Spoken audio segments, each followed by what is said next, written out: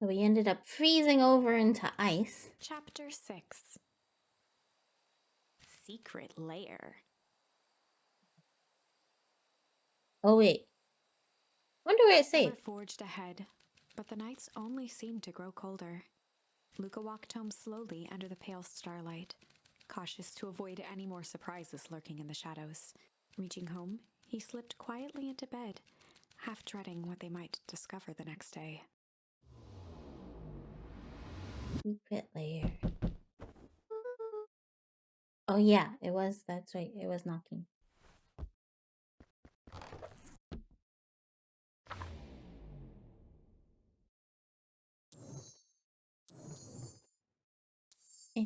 I think I'm on this path.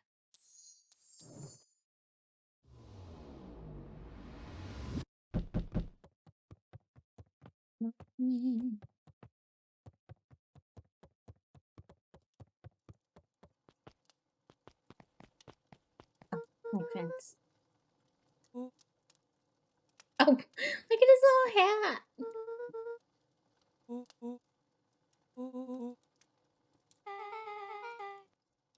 Oh no.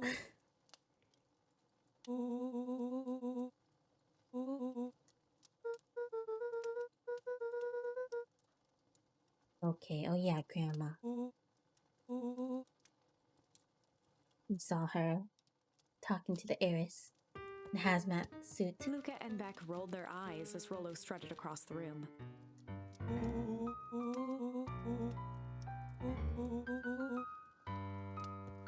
Rollo flung open the cabinet with confidence. Oh.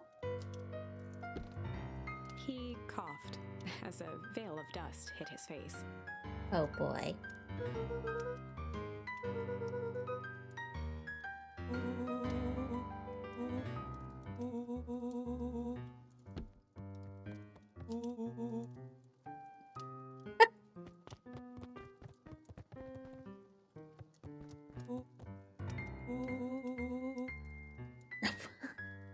Burn the evidence.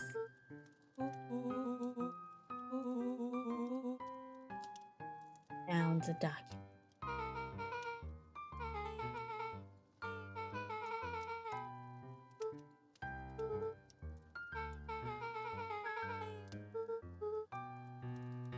A locked closet, man.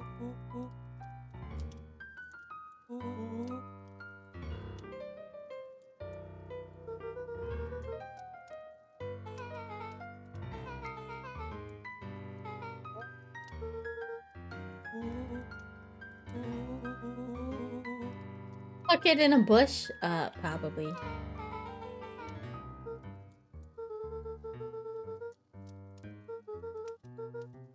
A look of realization crept onto Luca's face. All three kids snapped to glance at each other, then sprinted in turn toward the kitchen. The kitchen!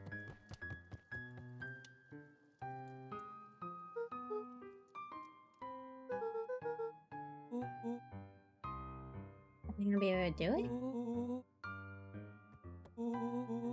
Before he could finish, Luca scrambled up Rollo's back.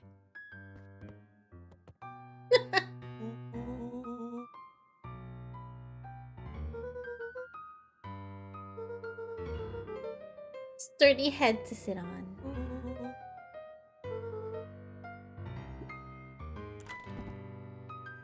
The three crowded around the hutch to peer in.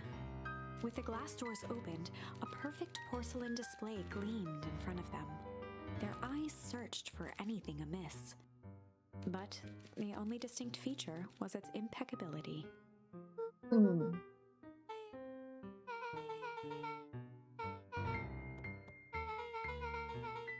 As Beck pulled on one of the teacups, it slanted forward with a hollow click. Well. Huh. The entire hutch began to rustle and slide under its own power.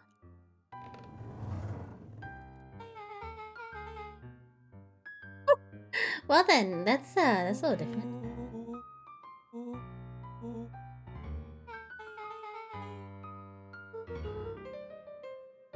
Okay, let's find out.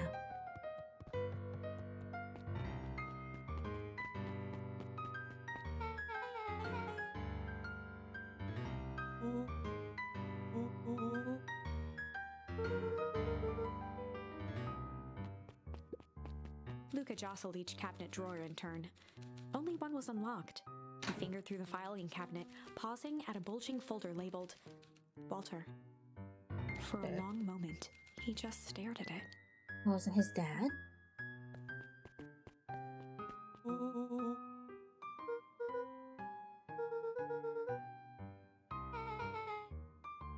Luca nodded and caressed the label with his thumb.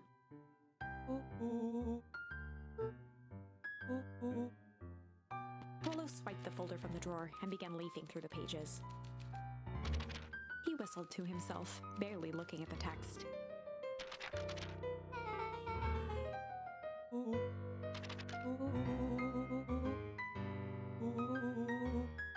It's the middle.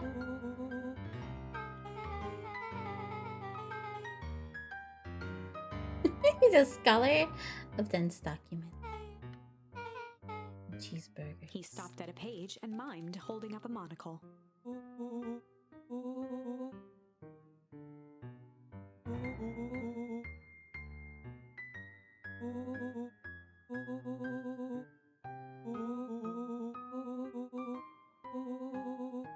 Rollo looked up with heightened surprise. Oh.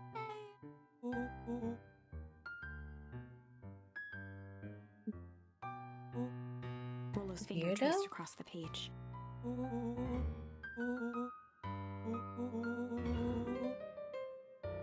Tap water in his home has been contaminated.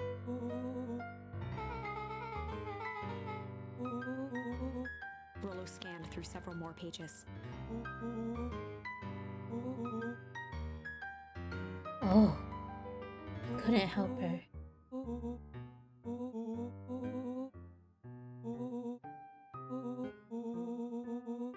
Luca, staring blankly at the cabinet this whole time, spoke softly. Rollo rustled the folder, trying to leave Is Nuncreed dead?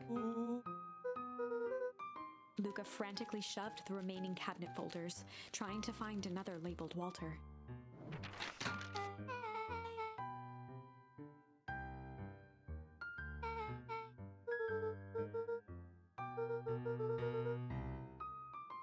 Oh boy. Luca slammed the drawer shut. A spider web of string connected photos of people from the town, interspersed with hastily scrawled notes. Oh boy. The vibes.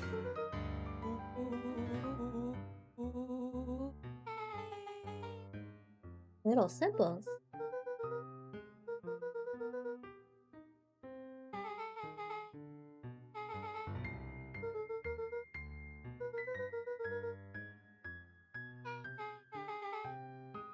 A bullseye.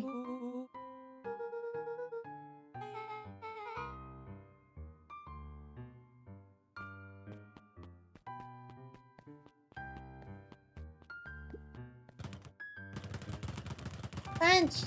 Give me a charm! Punching! Okay, maybe no time. Explosive. Incinerate jam!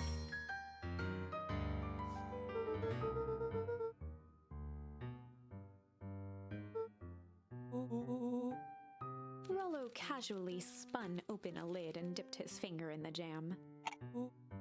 He smacked his lips. Rollo plunged his hand in the jar, fishing out a soggy slip of paper. Rollo offered the slimy note to Luca and licked his fingers clean.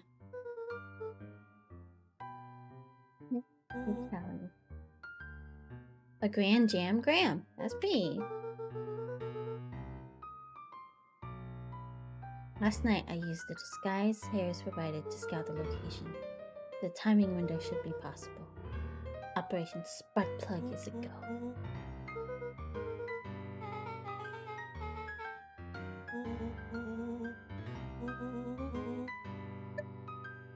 Only one bad joke guy. crowded around a worn-down old map of Beacon Pines.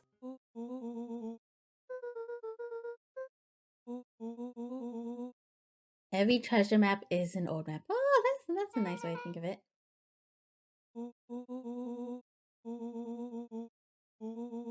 Rollo carefully traced the path with his finger.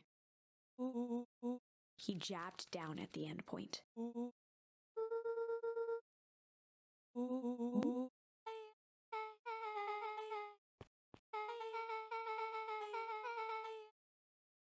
Uh-oh.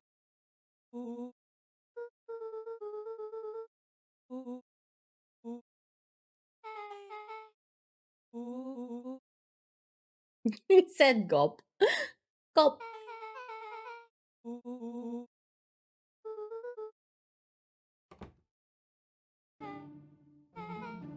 Luca looked up from the map.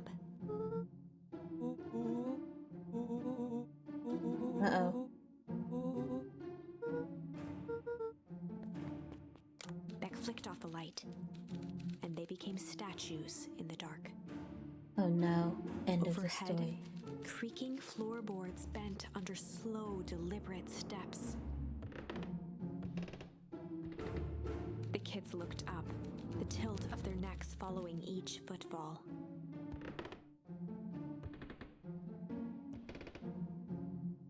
Then suddenly, it stopped. Without realizing, they'd been holding their breath. All three exhaled shakily and glanced at each other. Oh A no. muffled male voice broke the silence. A final few footsteps reached the entrance above them, and the voice now echoed down the stairs. The three kids shuffled to the corners without a peep. As he began to descend the stairs, the man's voice punctuated every new step. Thump. Thump. Uh-oh. Thump. Thump. At the bottom step, the man paused, squinting to search the room for signs of life. Rollo shifted suddenly. Luca gave him an intense, chastising look and whispered through clenched teeth. It was too late. Rollo was already inching toward the stairway. He screeched as he charged toward the shadowy figure. Oh no. No flaming chicken coop. Oh man. With all his weight, Rollo tackled the man to the ground. From the dark corner, they saw something move.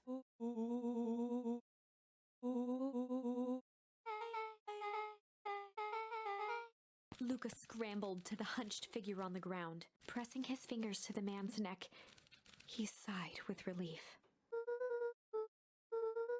As Beck flicked back on the light, Luca and Rollo both gasped in stereo. Tolliver. Chapter 7. The Interrogation of Hiram Tolliver. Oh man, we're interrogating someone. Still unconscious, Mr. Tolliver slumped heavily in a shoddy old chair. His hands were bound with rope, his feet tied with some loose string. The kids huddled in a circle, discussing their plan. One thing was certain, they couldn't just let Mr. Tolliver go. They needed to know what he was doing in Luca's house. After some deliberation, it was decided.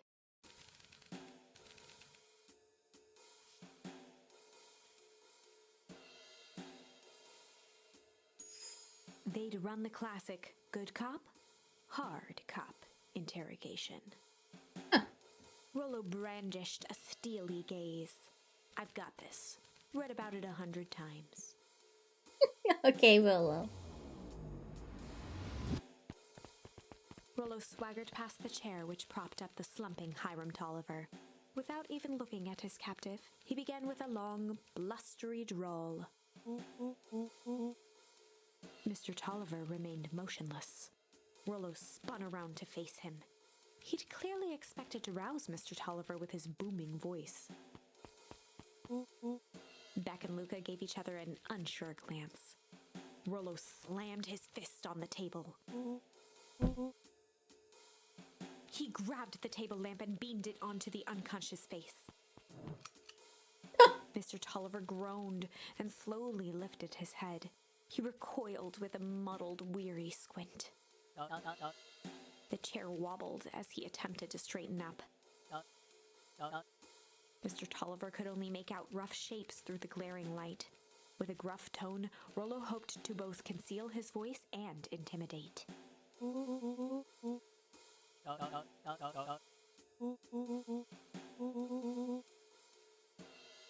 In the dirt. The doubtful expression on Beck and Luca's faces transformed into awe.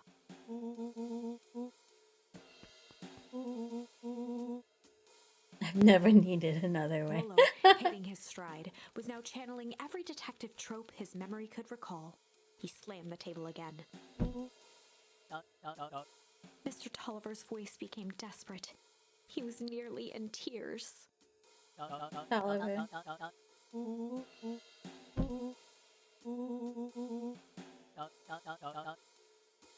Aww. Mr. Tolliver was in a daze, now more confused than ever. He shook his head, feeling more and more dizzy.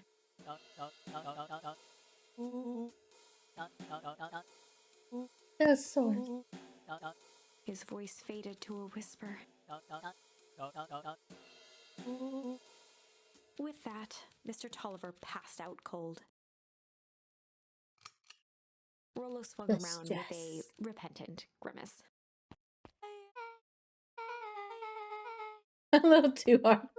Oh boy.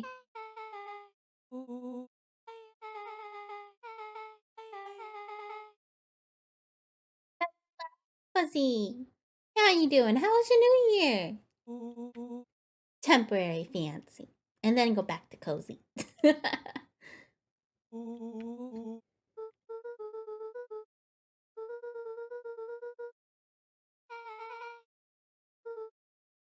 The library.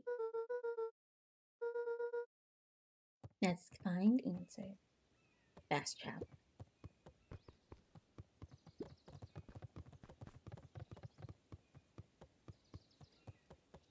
Oh, Mikado.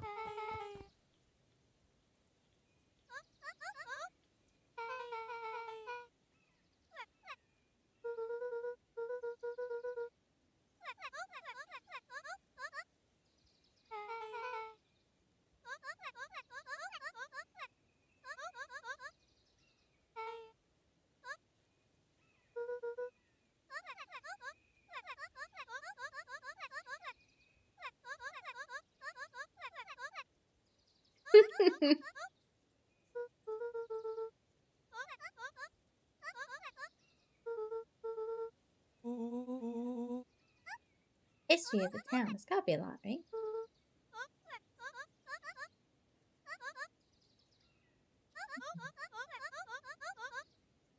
Ooh.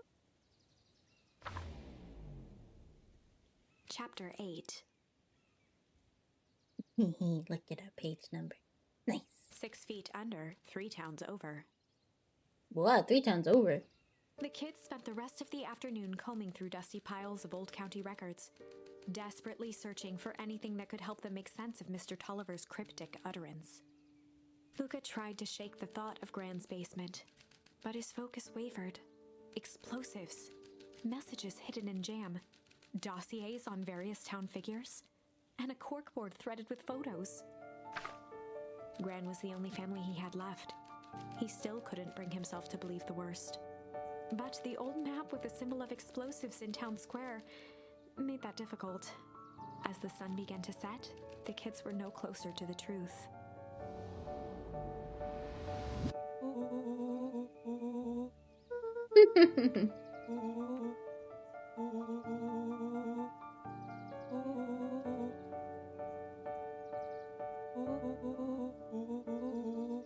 Spray news out of his Rollo shut his book with an assertive nod.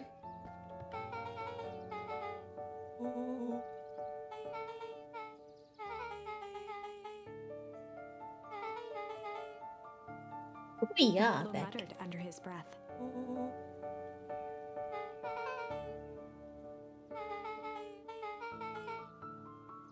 The footnote in history. Dang. Beck slammed her finger down on the open page before glancing down to read.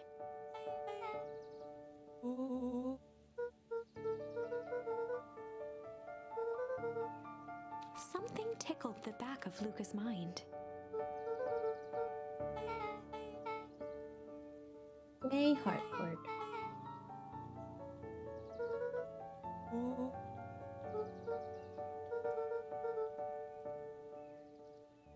Juniper Hartford is survived by her young daughter, E. Hartford. Eleanor. 6 feet under, 3 towns over.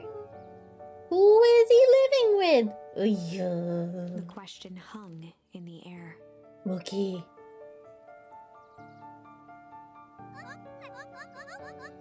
Beck rubbed her eyes.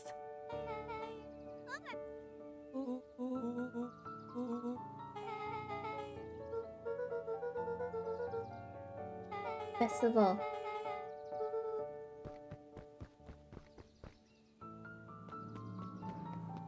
Luca's heart was pounding as he approached the house.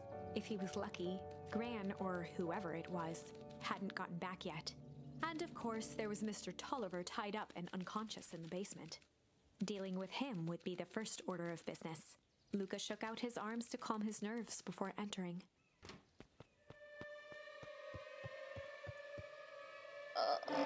He held perfectly still, tempering his breath Quite the sound. to listen closely.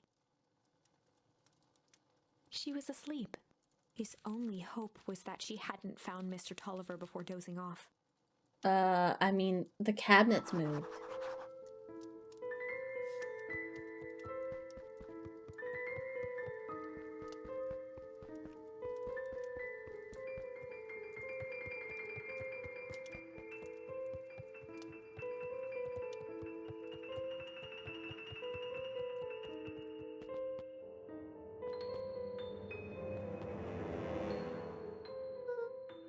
Mr. Tolliver was nowhere to be seen.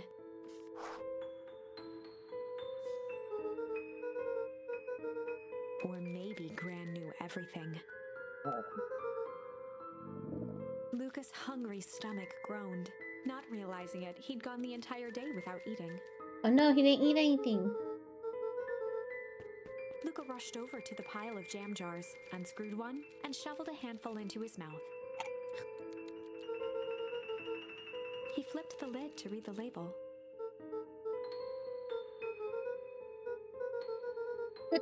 Once for Mr. Nuncreed.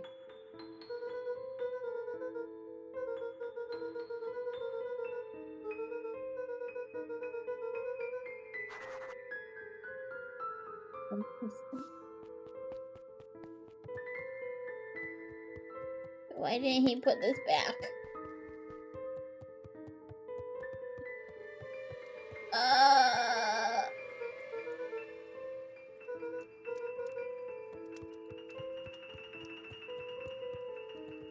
As Luca climbed the final stair, the emotion of the day dragged heavily on him. With each consecutive step, his legs weakened.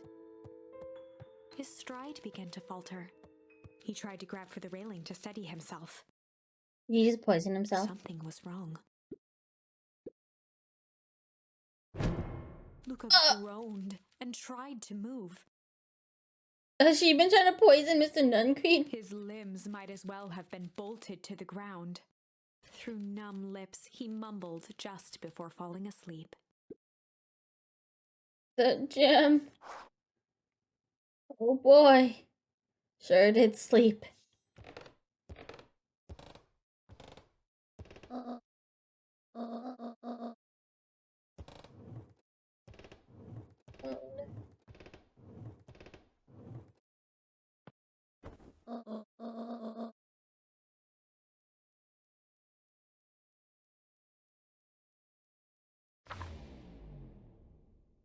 Chapter the 9. end? Oh gosh. A speech to end all speeches. Oh no. Luca awoke to find himself face down in bed. He moaned into his pillow. Why would Gran drug him?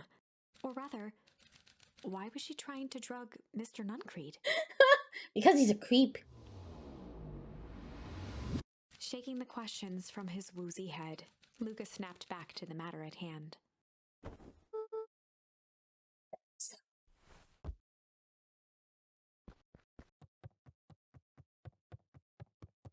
Thing in here.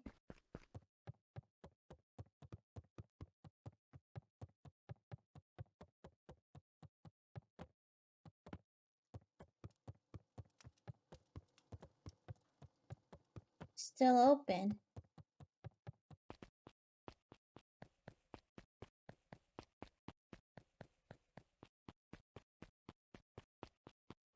What if that's not really Mr. Nuncreed?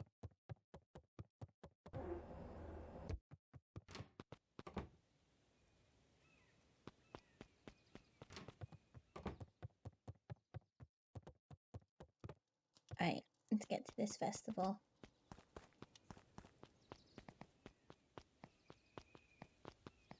Oh boy.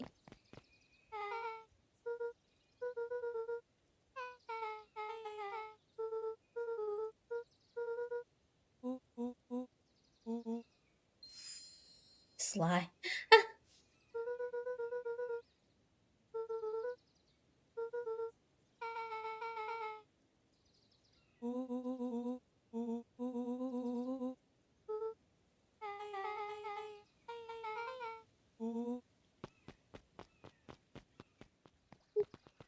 Oh boy.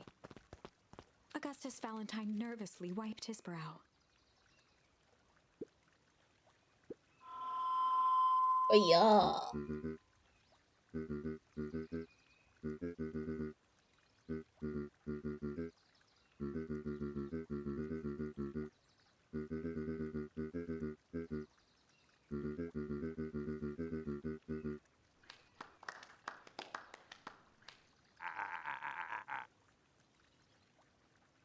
Gus cleared his throat and awkwardly loosened his tie. William Kerr bounded on the stage with the energy of a preacher at a big tent revival. Say it. He gave Gus a hearty slap on the back and motioned him off the stage.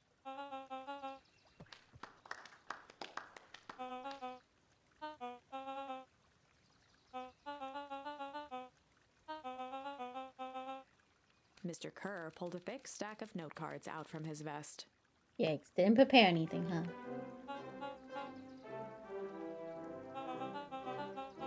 Even with music in the background.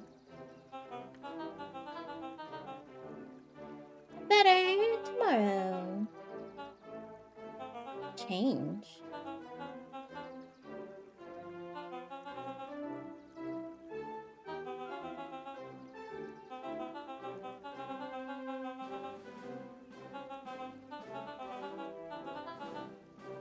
Mr. Kerr took a moment to survey the crowd. He wiped away a single tear. Single tear.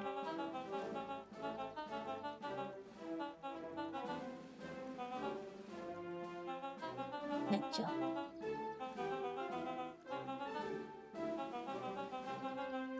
He thumped the podium to emphasize each word. Mr. Kerr nodded confidently, biting his lip. The crowd was silent, in rapt attention.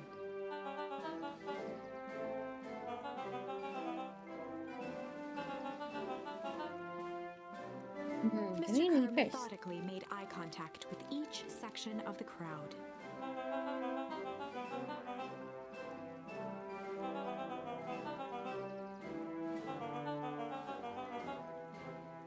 We are the horizon. His voice began to build to a crescendo.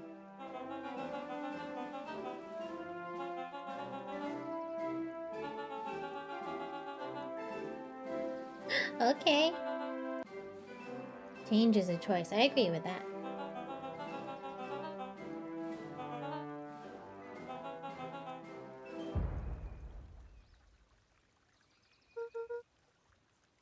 began to look around nervously. Mr. Kerr quickly flicked through his note cards.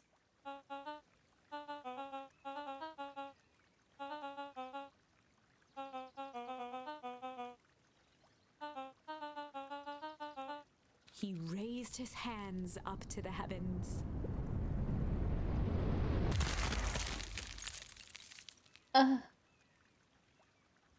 He froze over again. At that moment, a merciless wall of impossibly cold air ripped through the crowd, instantly freezing everyone and everything it touched. For a man like William Kerr, this was a fitting way for things to end. On a stage, with an entire town frozen in rapt attention for the rest of time. The end. There's that ice again! Whenever I think we're getting close, it comes along and ruins everything. Maybe we should just quit? Maybe you should just close the book, walk away, and never think of me again. Aww. No, I don't mean that. We got a little closer this time. We just need to try again. Please. We are gonna try again.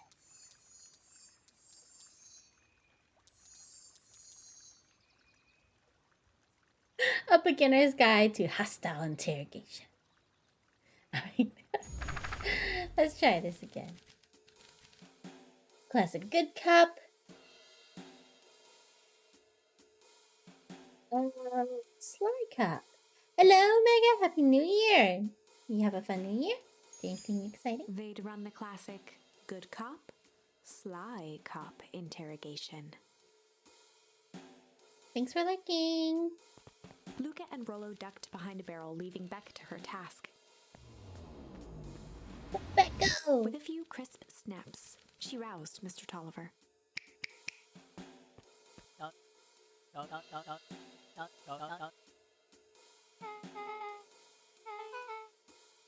Mr. Tolliver looked down and shifted a bit, testing his restraints.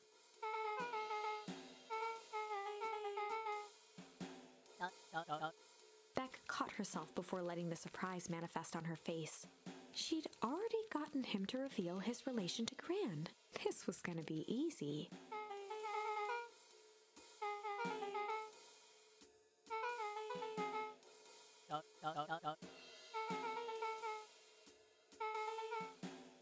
Who would suspect the kid?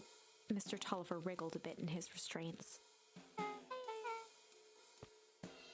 Beck quickly removed the ropes.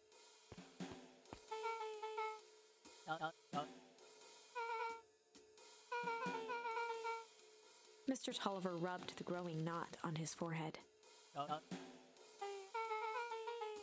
Beck twirled her hand, as if to prompt Mr. Tolliver to finish her thought. Beck shook her head and clicked her tongue. Mr. Tolliver let out an amused huff in agreement.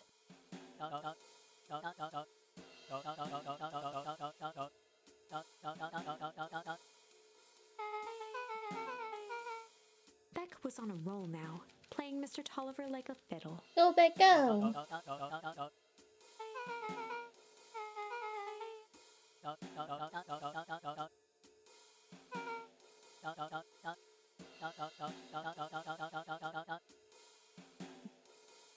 Radio on scan.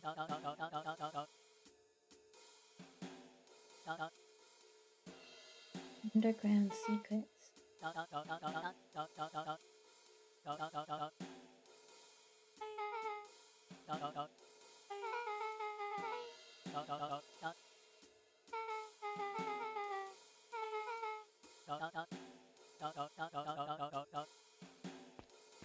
Heading for the stairs, Mr. Tolliver hesitated and turned to Beck with a puzzled look. She grinned and gave him a peppy wave. With a shrug, he continued up the stairs, whistling a jaunty tune.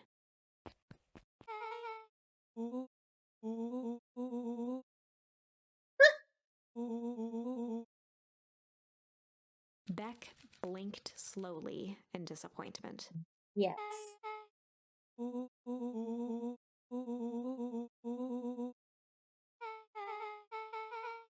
She turned to the table and began tearing small scraps of paper.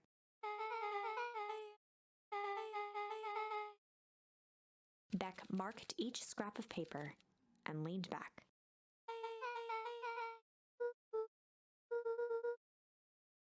Underground. Hello, welcome. Each number is a letter thing.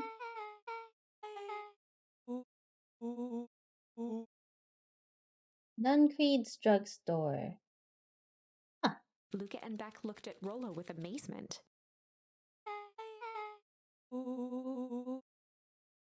Men's. We're just gonna keep going from that. He loves his ciphers.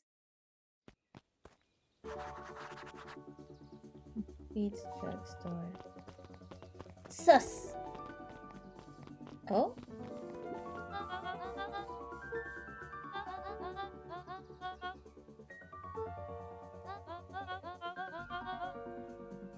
Aw, the one specify. Oh my goodness. Did he not pass by this way? Wouldn't he have had to though? Yes, look at me. Chill. Huh.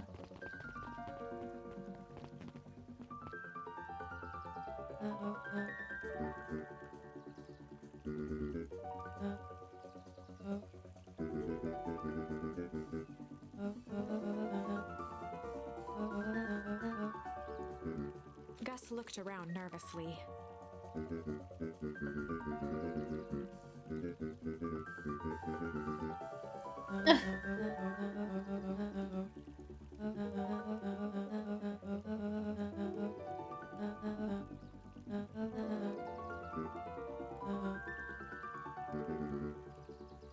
Boy.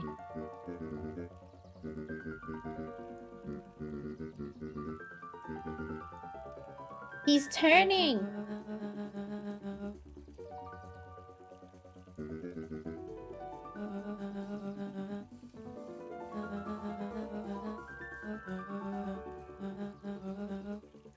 Eris's cry hung in the air.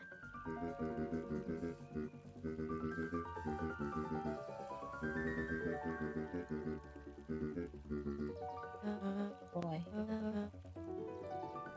Gus. Oh, Gus. Oof.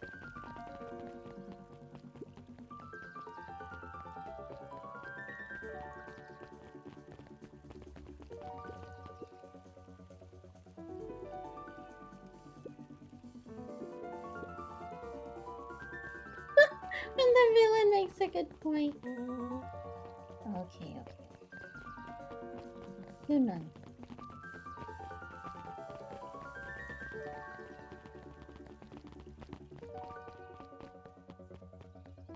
Wait. Solomon stood proudly at the entrance to the drugstore, holding a brown bag overflowing with black licorice.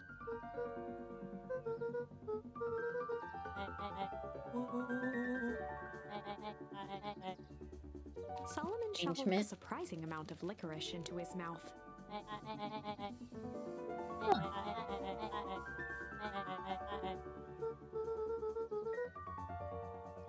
think he's really into licorice.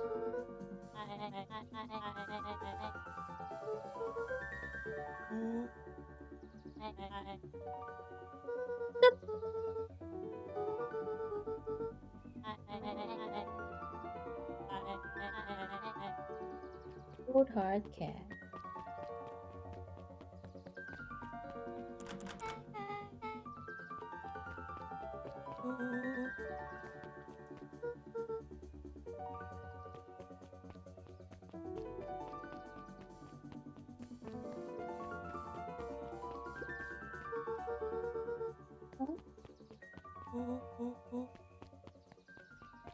Beck cupped her hands on the glass to peek inside.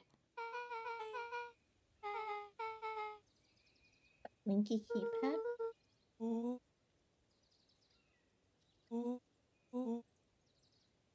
Brown secrets. Beck flung open the door and they all squeezed in.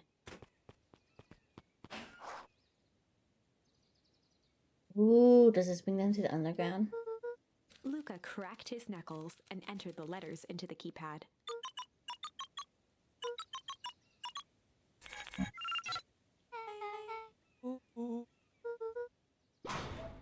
The Nope. inside of the phone booth dropped loose from its shell.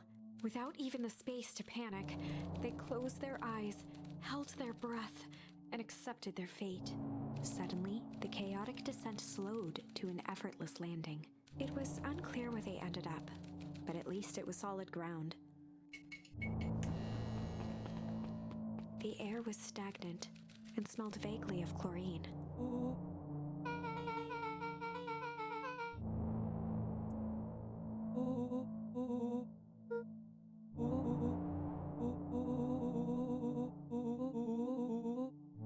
Transdimensional conduits.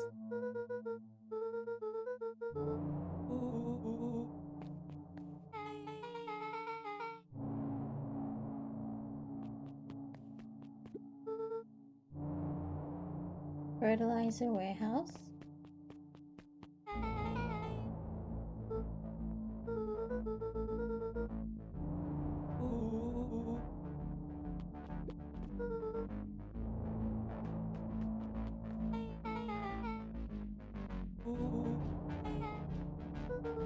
Science stuff.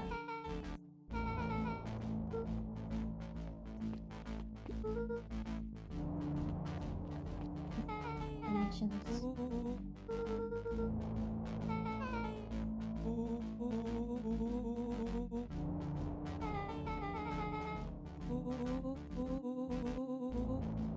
Until it's too late. Oh, it's the cracked one.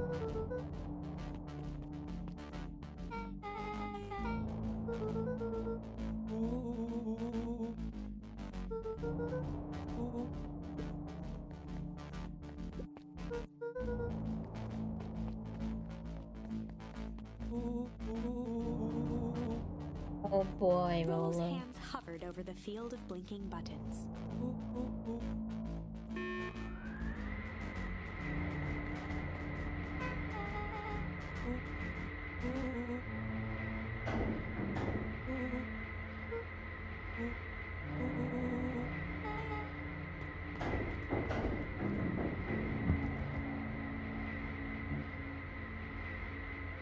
Oh boy.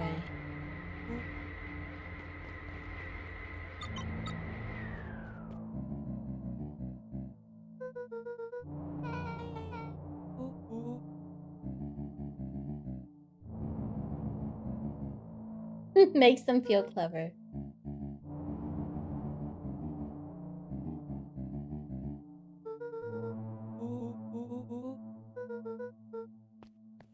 Joseph waited for a moment in silence.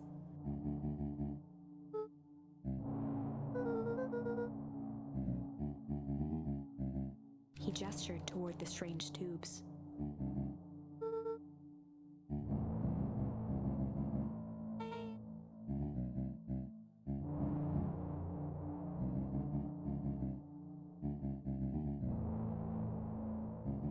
Bright Eye Pharmacy.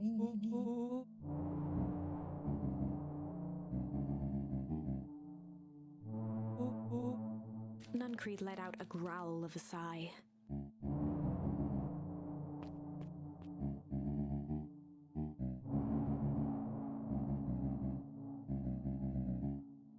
Hmm.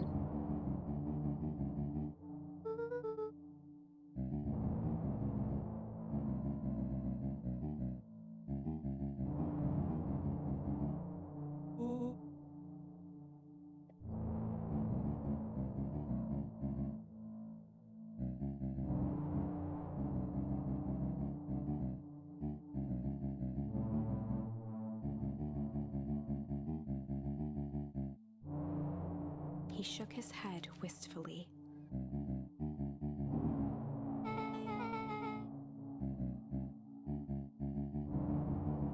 Nuncreed took a menacing step towards the children.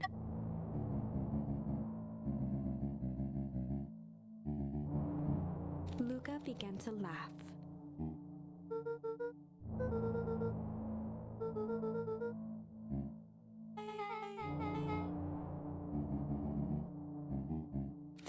drained from Nuncreed's face.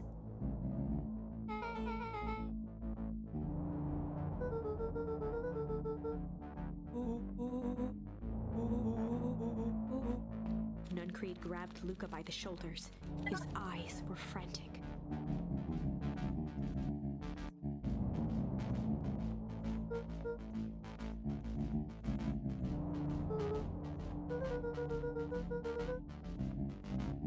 A jolt of realization struck Mr. Nuncreed. The swords.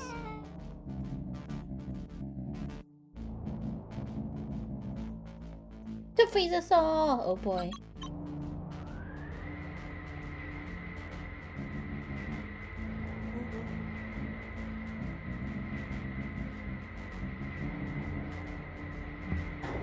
Huh.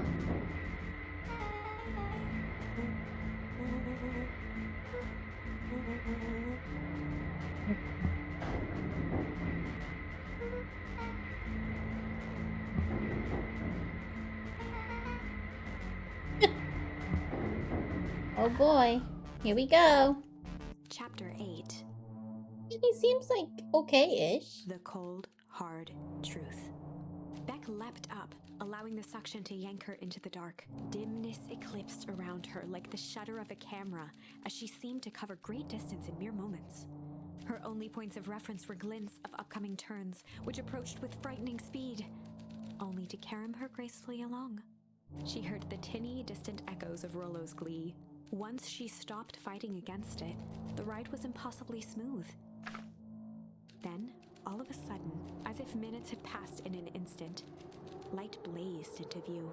A burst of wintry air snuffed across her face, and she was flung out into the cold.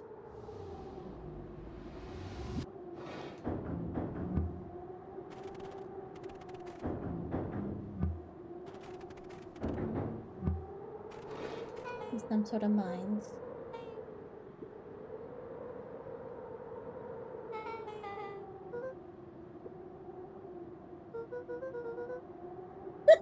Rollo.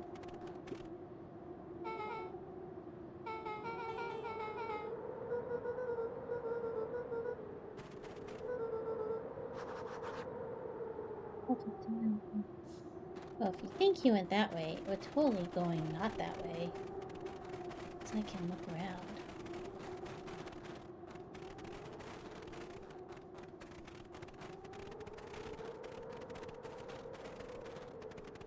Not much. Maybe that's for later.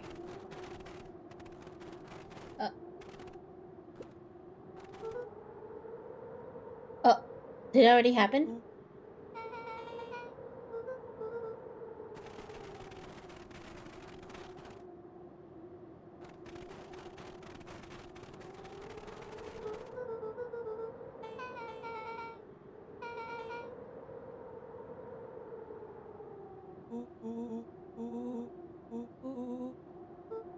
My goodness, what one?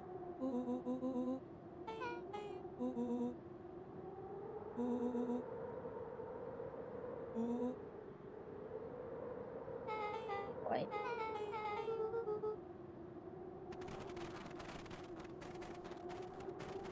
Rolo's back.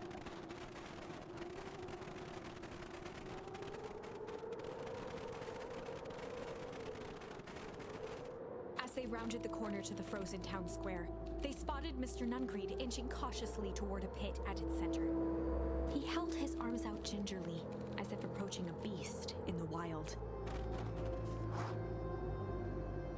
Upon closing the distance, Luca recognized what Nuncreed was after. Gran stood confidently at the edge, one arm outstretched over the abyss. Nearby, a wheelbarrow had been emptied out. She held a lit torch, which flickered in the bitter wind.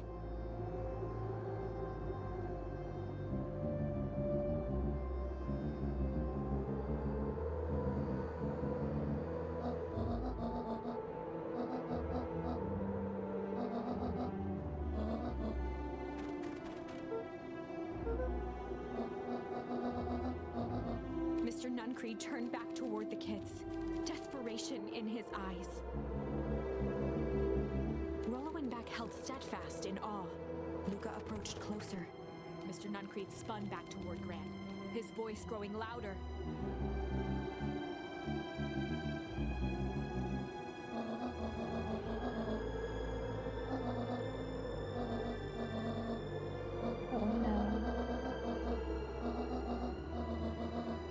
Mr. Nuncreed winced with anguish.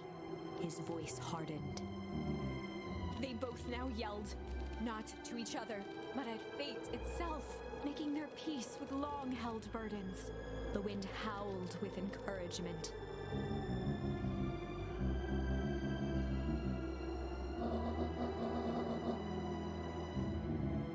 They menaced at each other, both catching their breath. The moment balanced on a knife's edge. Good point. Amid a blur of emotions and memories, Luca's mind flooded with questions. The wind calmed, as if to give him the stage.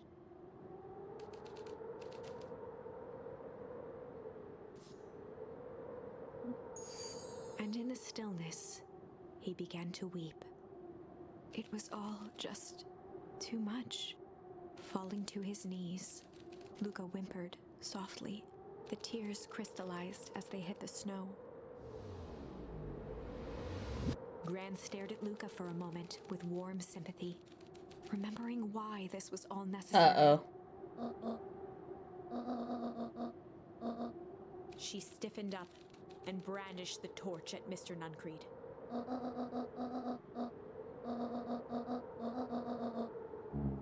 Ignoring his final plea, Gran flung the torch into the Just deep explain it, darkness. Joseph. I mean, she probably wouldn't listen anyways. She smiled and exhaled in relief. Mr. Nuncreed moaned in resignation. The torch echoed as it ricocheted down the hole, punctuated with a thunderous thud.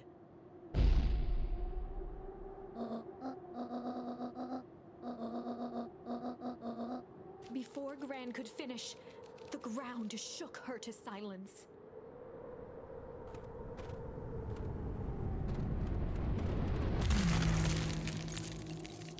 Boom. We're all dead again. We've done a lot already. Gran And it's only only had been like time to an spin hour. around and run to Luca. Her attempt to shield him, an honorable but trifling act. Unflinching love, pitted against an unthinking horror. There was no contest. Her warm embrace froze in an instant. That is where they remain, fixed in place, forever. And so, our story ends on this melancholy scene. In a town brought low by its secrets, sits the frozen statues of a misguided band of meddlers. The end. Man. There's a... I can see why this game won Story of the Year for 2022. Well, that was dire. On the bright side, we finally figured out where all the ice is coming from. Now, we just need to find a way to deal with a mystic, unfathomable force of nature. Fire and ice. Alright, let's keep working on this branch. Good cop, chill cop. They'd run the classic good cop, chill cop interrogation.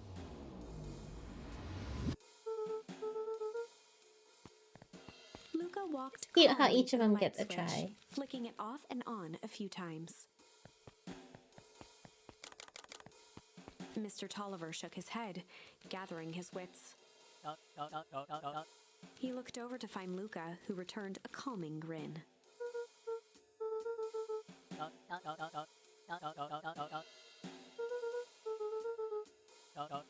Rollo and Beck emerged from hiding to give a timid wave.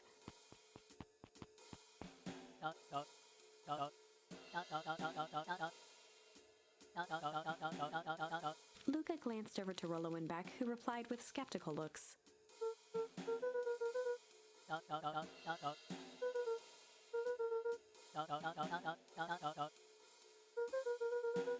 Mr. Tolliver exhaled with disappointment.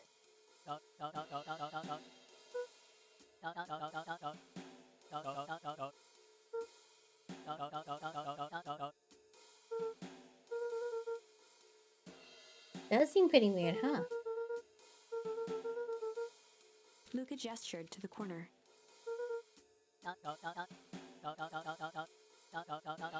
Luca looked again to Rollo and Beck. This time they shrugged. Luca began to slowly loosen the bindings. Mr. Tolliver gently rubbed his wrists. He edged imperceptibly toward the stairs as he spoke. Before the kids had even noticed his movement, Mr. Tolliver was at the light switch. He punctuated his final words by flicking the switch and rushing up the stairs.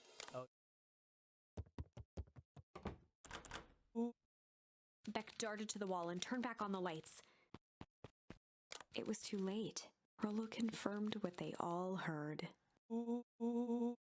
Mr. Tolliver's muffled voice came from behind the door. They looked bewildered at each other. Huh.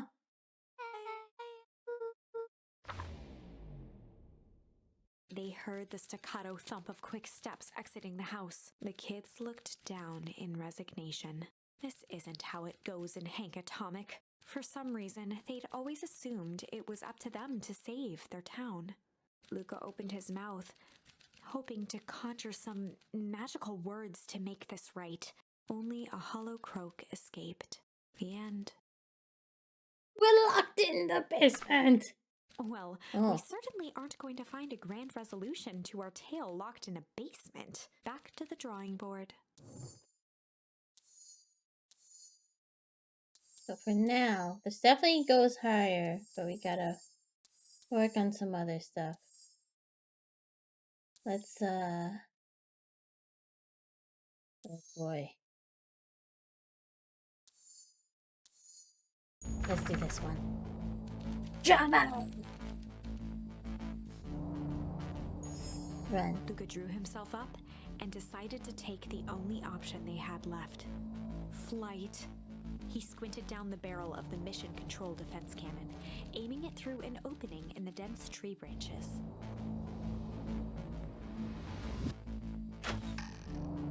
He looked up with surprise as it struck true and taut.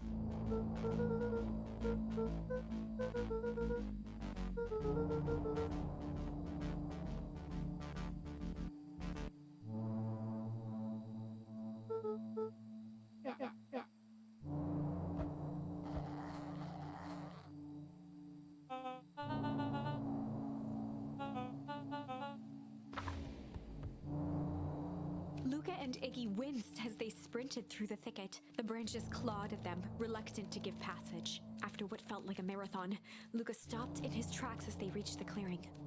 What the? That was all he was able to say before Iggy slammed into his back. The boys tumbled down a steep decline and crashed with a wheezing thud on a surface as hard as ice. In fact, it was ice. Chapter 5. Signs. They stood silently, catching their breath. The sky was like sapphire. With each breath, a plume of steam escaped from Luca's lungs. Let's keep moving. Luca pulled Iggy to his feet as they gazed across a snowy terrain.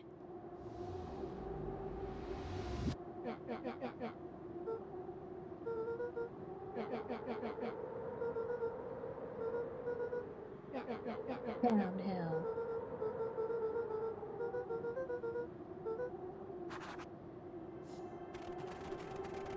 Anything here now? Luca had almost forgotten the walkie-talkie he was carrying.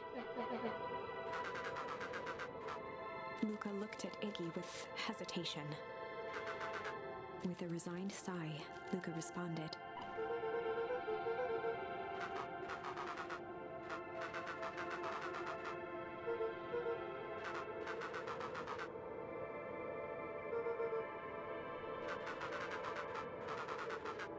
Luca winced, shoving the walkie-talkie back into his pocket. Oof. He took his mom!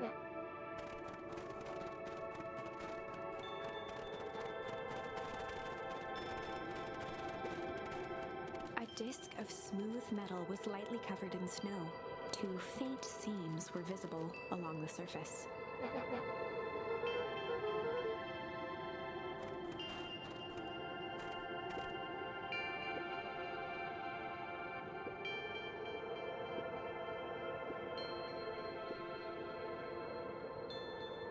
Hmm.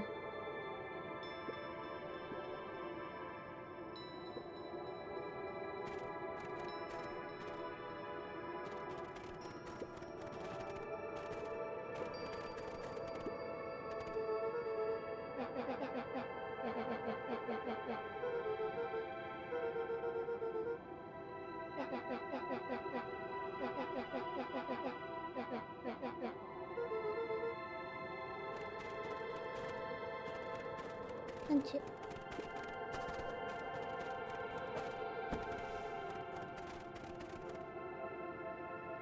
The boys stared in disbelief at the sign that now clearly read, "Welcome to Beacon Pines." The failed Beacon Pine.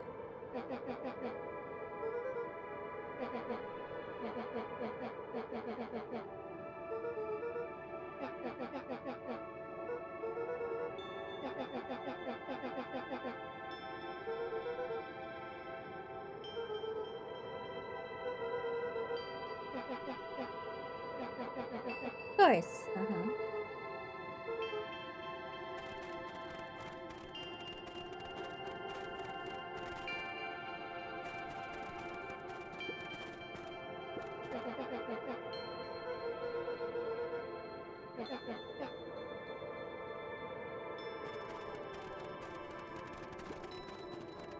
The fencing listened, each chain link encapsulated with a translucent layer of ice.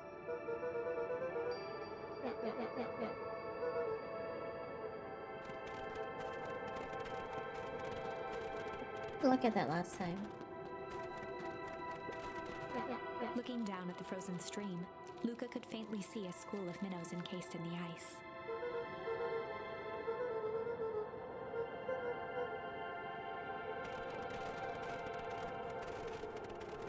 The crunching of footsteps trailing Luca went hush. He looked back to see Iggy's face twisted with confusion.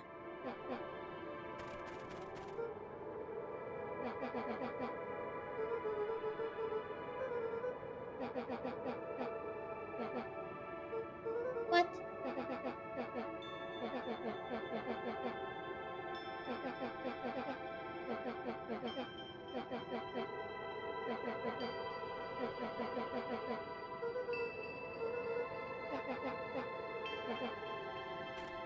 What? Iggy. Luca peered upward at the darkening sky. He let out a long, foggy breath. Faintly, Iggy began to cry. Seeing Iggy in such a pathetic state gave Luca a sense of compassion, and more than a little guilt. Luca allowed himself to collapse next to Iggy. The boys huddled together for warmth and comfort. If not for exhaustion, their minds would be racing, trying to make sense of the events of the day. As it was, all they had energy for Dangerous. was to sit in silence, numb. Oh no, you're gonna freeze over. They're gonna catch you. The clipboards will be coming.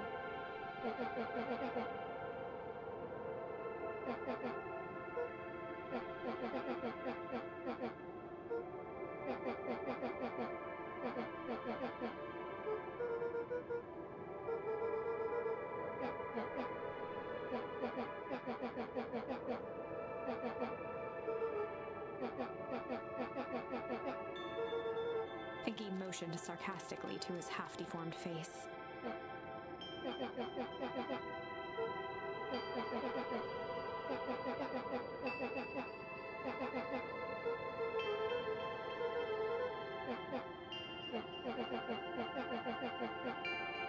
Huh. Iggy shrugged.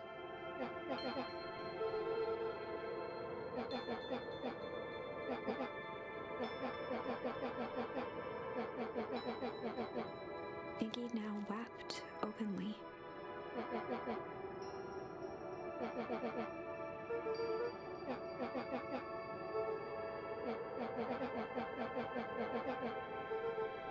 He wiped his nose with a sleeve. Luca gave a warm chuckle. Iggy cleared his throat as he wiped his eyes. Iggy arched into a wide yawn. The cold's gonna take you all over. No, sleeping in the snow is a bad idea. Luca's eyelids began to slowly drift shut.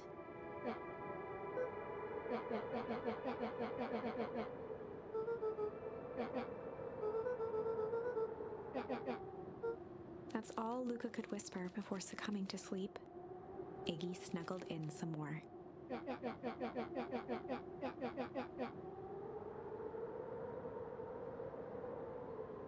The house smelled of warm bread. Luca was playing with toy blocks on the living room rug. He looked up to see his parents on the couch. His mother held his father's head in her lap. She idly stroked his hair while humming a song. A voice behind Luca spoke. "This is how you remember them, huh?" Luca turned to see his own face, the doppelganger from his dreams, still clad in a yellow hazmat suit, still carrying a look of disdain behind empty eyes. Aww, look at this perfectly cozy scene. You know it wasn't really like this. Right? The figure picked up a toy block and inspected it. It's amazing the facades that one can build given the right materials. Not that I blame us. These are a child's memories, all warm and fuzzy. You don't remember, do you? Luca snatched the block from the figure's yellow-gloved hand. Remember what? The doppelganger pointed to the couch. The last day we saw him alive. The day he chose to abandon us. Oh no. Luca turned to look at his father, still lounging on the couch. That's not true. He didn't abandon us. The doppelganger waved his hand dismissively. Everything is true here. It's just a matter of what we choose to see. Let me show you. The world flickered and pulsed. Luca was sitting next to his bed, listening to his heartbeat with one of his dad's stethoscopes. The doppelganger limped into the room. No, we both know that's not how this went. He limped. He grabbed Luca's hand and guided the stethoscope to the floor. Uh-oh. Luca heard muffled shouting, brought close by the stethoscope. It was his parents, fighting. Do you remember what we did next? Luca gave a slow nod and crept down the hall to peek through the banister. He could see the outline of his mother at the bottom of the stairs. Damn it, Walt. We can't afford to get involved in this. She was scared. His father stepped forward. What am I supposed to do? Just watch? There's a sickness in this town, and we both know who's behind it. I swore an oath to help people. I won't turn my back on them. Luca's mother grabbed Walt. She was crying, pleading. I can't lose you. Walt calmly removed Eleanor's hand from his shoulder. What's right is right, and what's wrong is wrong. They killed I him! could never live with myself if I let Sharper get away with this. Eleanor raised her voice. Spare me your bullshit platitudes! What about our son? Luca flinched, dropping the stethoscope down the stairs. Walt turned with a panicked smile. Luca, is that you, buddy? With tears in his eyes, Luca descended the stairs. Mom? Dad? What's going on? Walt dropped to a knee to meet Luca eye to eye. Nothing, buckaroo. Your mom and I just got a little overexcited is all. Overexcited, Luca placed the stethoscope against his father's chest. His heart was racing. It sounded like you were going somewhere? Walt gently removed the device from Luca's ears. Listen to me, Luca. I have some business to take care of. I'll be back in time to tuck you in. Oh boy. Luca hugged his father tightly. Promise? Walt stood up and walked to the door. He glanced over his shoulder.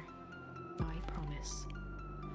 And then he With a died. wink and a grin, he put on his hat and strode out into the evening sun.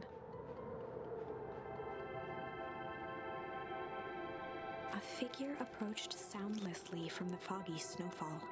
It stood above them, lingering in contemplation. Slowly raising one hand above Iggy, it snapped out 2 brisk raps on his head. From a deep slumber, Iggy sprang up defensively. Whether it was the calming presence or the recognition that he was not in danger, Iggy felt his clenched fists lower. Luca looked up, gradually remembering his whereabouts. The figure exhaled a cloud of warm vapor.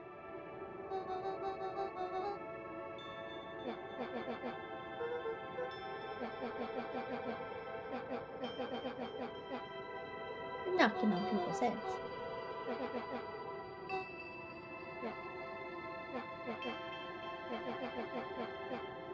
When it came to complete strangers, Iggy had trouble cobbling together an insult.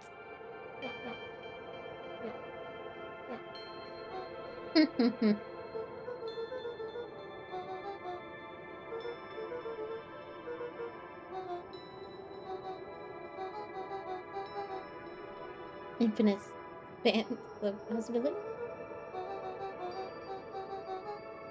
Iggy huffed with gratification. Nat began to turn away indifferently.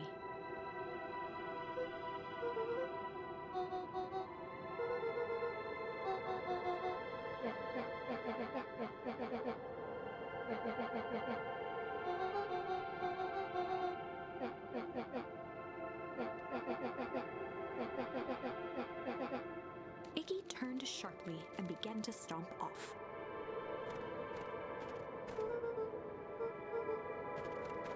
Realizing he'd worn their patience then, Nat relented.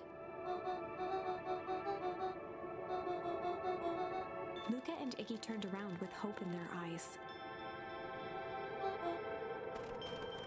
Nat took a deep breath in.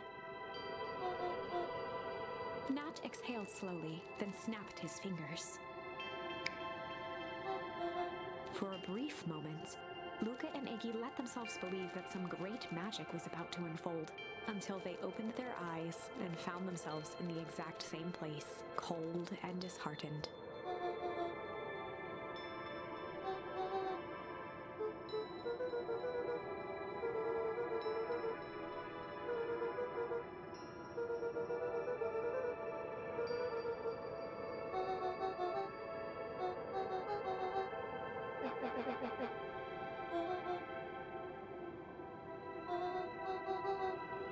This is Beacon Vines.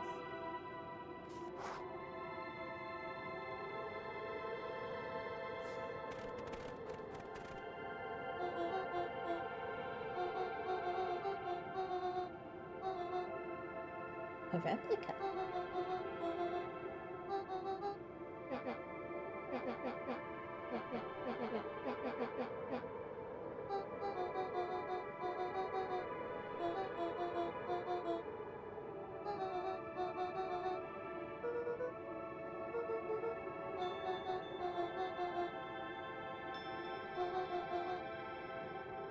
Oh.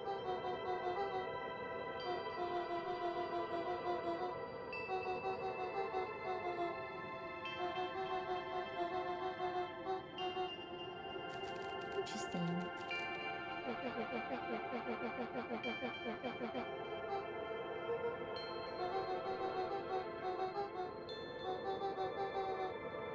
Nat narrowed his eyes, furrowed his brow, and uttered. The source. Luca began to laugh uncomfortably. He looked down at his feet. His eyes started back and forth in contemplation. With a sudden pain, a thought struck him. He sprinted off into the pale distance. As Iggy turned to follow, Nat called out.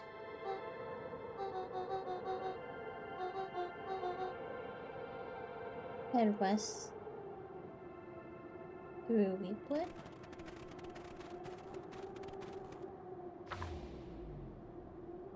Chapter 6. The Source. Nat expressed his sympathy with a shrug and sauntered off as unassumingly as he'd arrived. He'd given You Luca and remember Iggy what that. they needed, and nothing more. As Luca sprinted across the snow, They the didn't even events of the question how past he few knew days him. became clearer, pieces to a larger puzzle. Rollo said he was underground somewhere, captured. Mr. Kerr tried to cover it up with lies. The clipboards were hell-bent on capturing Iggy. It all seemed to point to perennial harvest. But right now, there was one thing that Luca needed to know.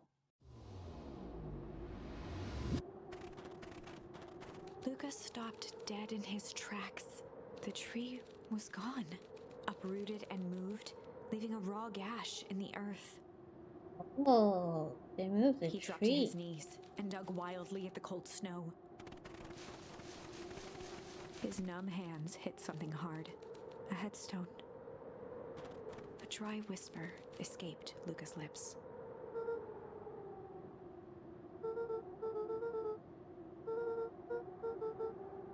No, his dad.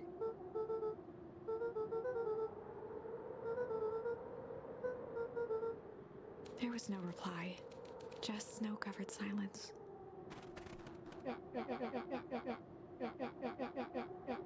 Iggy finally noticed the tears welling in Luca's eyes and the snow-covered grave.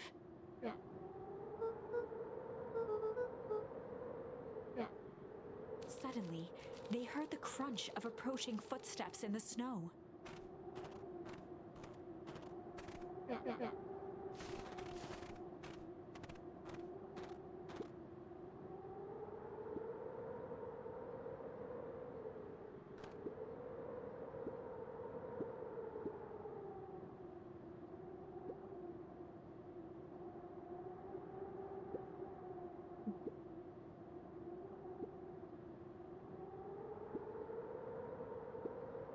He bent down to scoop up a snowball and lobbed it playfully.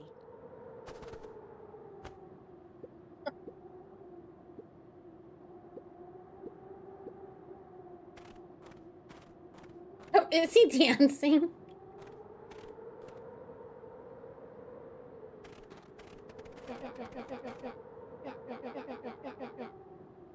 Dancing on graves, Luca yeah, for real. stuttered through heaving sobs.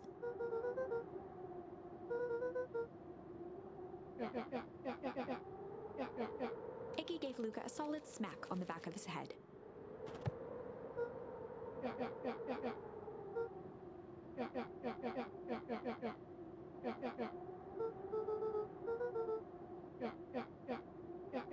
are you gonna do about it?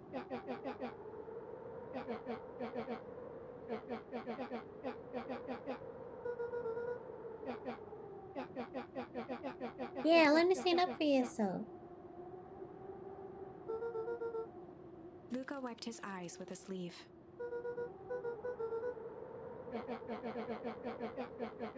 Oh no, are we gonna ice the city?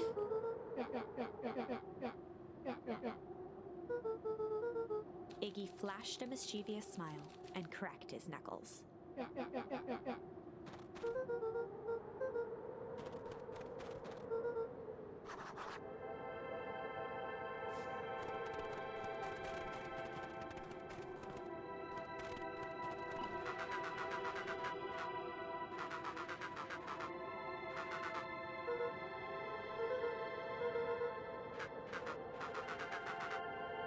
Iggy and Luca shared a skeptical look.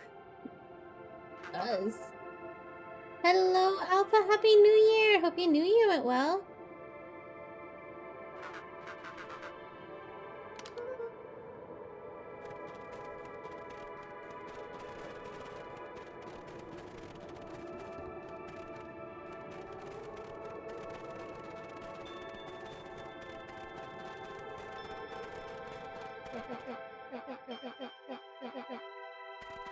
Iggy darted behind a large pine and began digging furiously. He emerged holding a shoebox with a crude skull painted on its lid. Oh.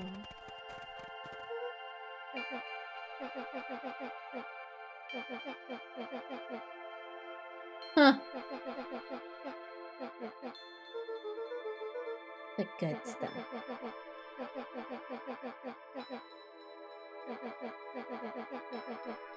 Luca rolled his eyes with realization.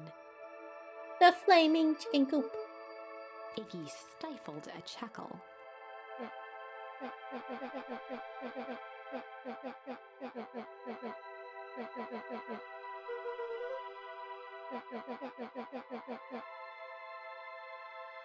Incendiary redecoration. Hello, welcome. How are you doing? Oh no, Rolo got in trouble for it.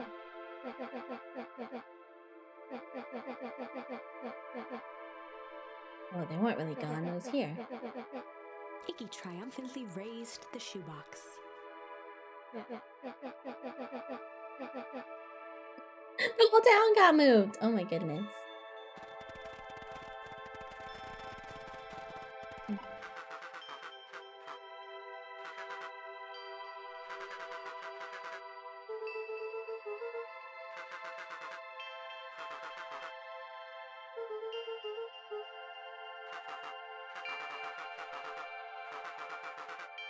Oh boy, this guy.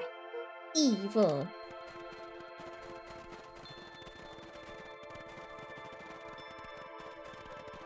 They did end up moving him though. In a way.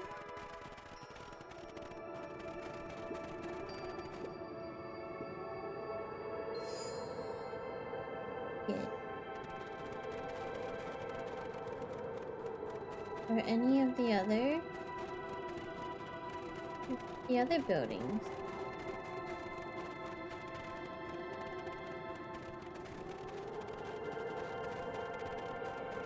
I guess this is only this spot. Oh boy, we're gonna ice everything. Maybe Crooked's don't need. Luca and Iggy inched up to the edge of the hole with bewilderment in their eyes. Arctic air breathed out of the cavern in heaving gusts. There's a lot of echoes.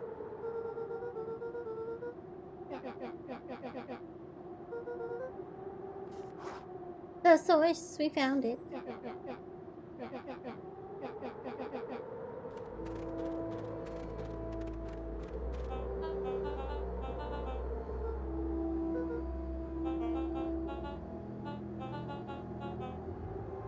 Boy.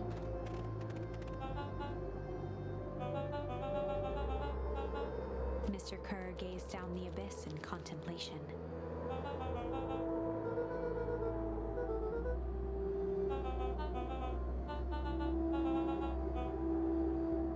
Kerr scratched the back of his head.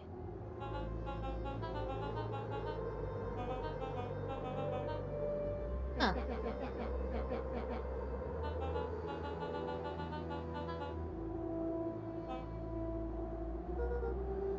Oh, so he's not the one in charge. His face contorted into a saccharine grin.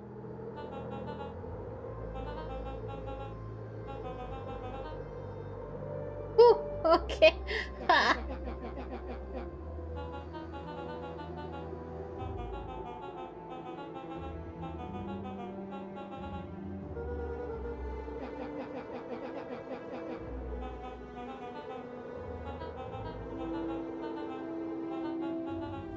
Kerr snapped his fingers. Oh no. Oh no. Uh-oh. Iggy turned to Luca with a sly glance. Iggy waved the box into the air, threatening to drop it down the hole.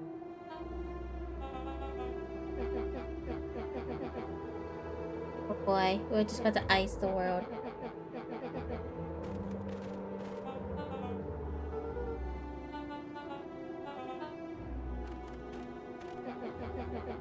Iggy plucked a single bottle rocket from the box and held it up with reverence.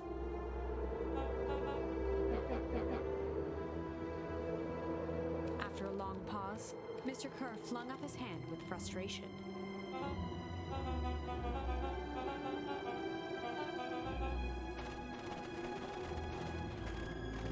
Mr. Kerr sighed into the frigid air. With a nonchalant flick, Iggy tossed the firework into the hole. Uh-oh. We just iced everyone.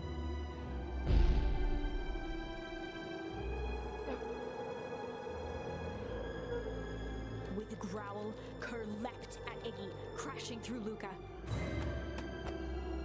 Huh. Iggy tried to twist away, but in the struggle they both tumbled over the side. I mean, they're gonna ice over anyways, right? Bracing Iggy's hand just before it slipped. His grip was made precarious by the cold, wet snow. He could see Kerr further down, clinging to Iggy's coat.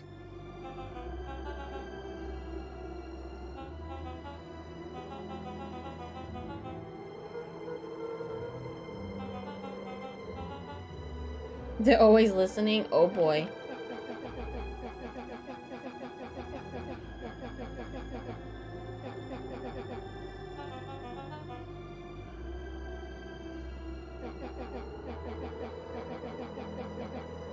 Oh, oh boy.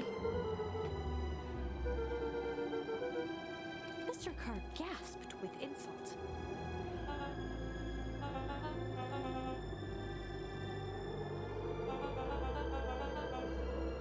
With a wild look in his eye, Mr. Kerr began to hum a proud melody.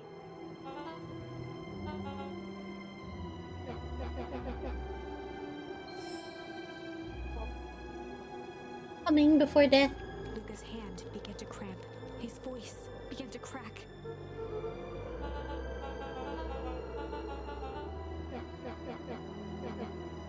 Luca felt Iggy loosen his grasp. Can he let go of the coat? Can he just take off the coat? Every muscle in Luca's body burned.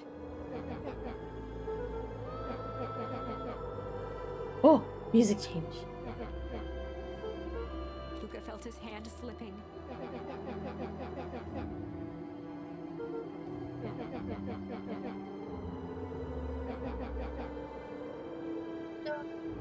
That's not right. A calm settled over Iggy's face. Iggy's voice was colder than the bitter air billowing from the chasm. Oh my god. Deny! Oh, I do get to do both. But does it help if they fall, huh? Well, that accept is rather Luca had no happy. choice but to accept. But I can go back Iggy's and reject. request. With a quiet blink, Luca watched a teardrop sail down into the howling void. As his fingers slowly gave up, he met eyes with Iggy.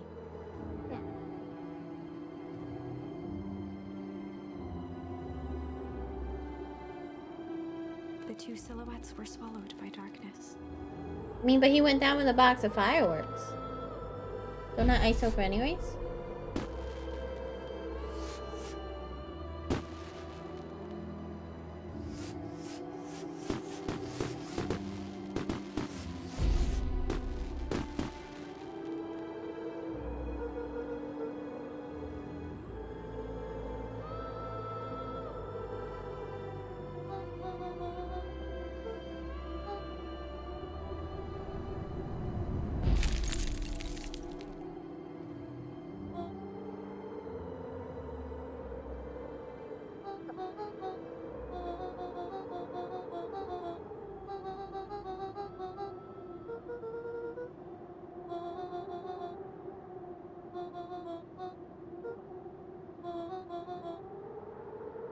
Tempus liquamine is a peculiar substance.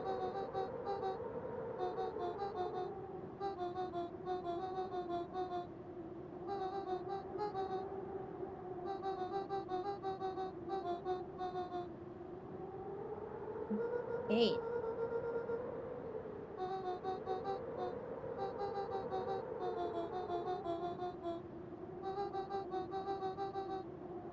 Oh We boy. have some idea what that would look like.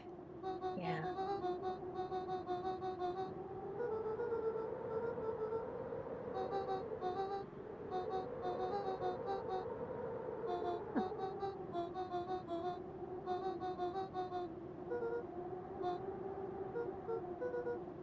A fierce twinkle flashed in Nat's eyes. Oh, we're gonna save the world, guys. With a chuckle, Nat turned and walked west. Dumbfounded, Luca followed behind him, trudging through the snow. Every step taking him further away from everyone and everything he knew. and closer to destiny. To be Closer. continued in Beacon Pines, Pines Harder. Pecan pines, dude, pines are Revenge served cold. Second time's a charm? Two charms. Wait, that's it? This ends with a crummy cliffhanger just when it was getting good? I was even starting to like Iggy. No way. I refuse to be associated with some never-ending parade of sequels. Let's go back and find something more definitive. He survived that one. Alright. Going right back to this one. And this time, we refuse. Luca had no choice but to refuse Iggy's request. He tightened his grip and reached for the walkie-talkie in his pocket. A wild delight crept onto Mr. Kerr's face. That's a good lad. Now, Hit him! radio Hit him with Iggy a begged walkie-talkie! Luca with his eyes one last time. But Luca pressed the button and called out. We need help. Mr. Kerr is in danger. It wasn't long before they were once again surrounded by clipboards. Mr. Kerr sighed with relieved frustration. There you are. You really are a worthless lot, aren't you? Mirror. Now, a clipboard dutifully produced an ornate ivory hand mirror, and Mr. Kerr began preening his tousled hair. Ah, that's better. Mr. Van Horn, I applaud your sharp thinking under duress. I'll put in a good word for you with the founder. Take them away. A swarm of hands overpowered Luca. The last thing he saw before a cloth bag was pulled over his head was the defeated look on Iggy's face. Sorry, Iggy. The end. Oh, well, that was a short one. I think this was one of those times where doing the right thing was the wrong thing. Well, I guess we tickle, huh? Oh, we can hum. See what tickle gets us. All the way back here. Well, time to bust out the tickles.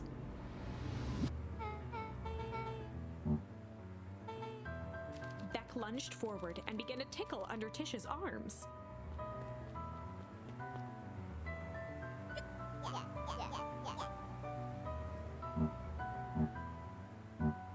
Tears began to form in Tish's eyes as she gasped for breath between gales of laughter. Oh no. Beck redoubled her efforts until Tish finally had had enough.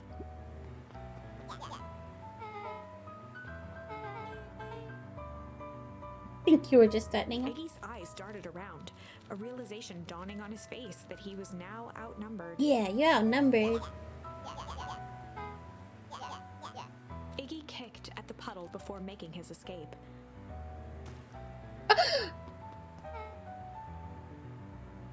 Oh no! Beck shook the ooze out of her hair as best as she could.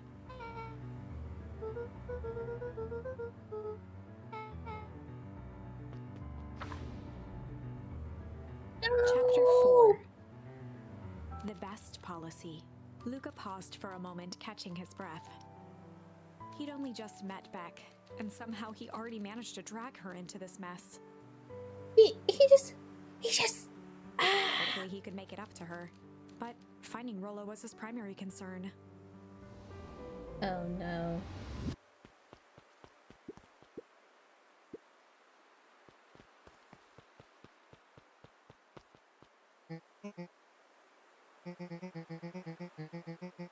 Roxy and Fitz looked drained. It was clear they'd spent all day searching.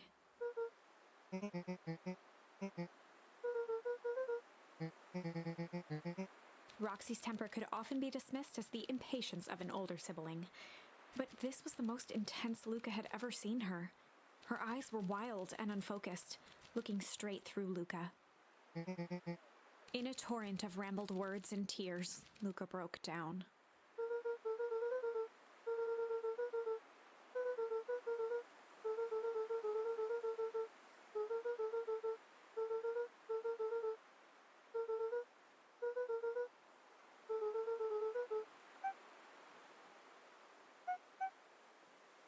Roxy, still exhausted and angry, softened briefly as her eyes hunted the ground in thought. With a determined sigh, she looked up at Luca. Roxy drew herself up.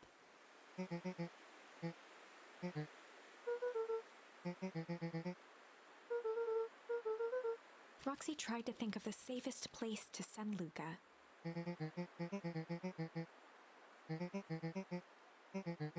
Luca wiped his cheeks and gave a quick Yeah, nod. that's good thinking.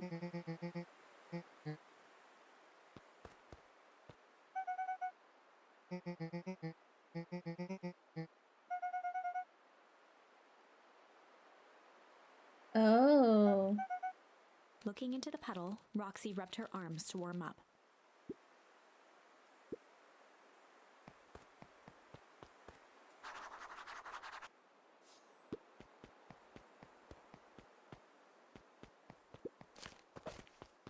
Oh, yeah.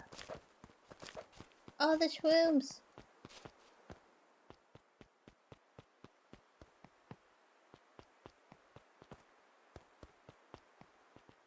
Mr. Nuncreed jumped with a start.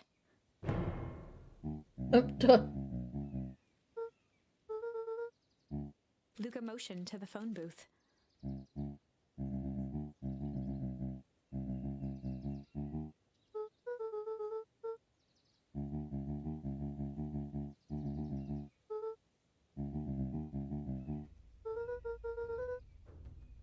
He's underground.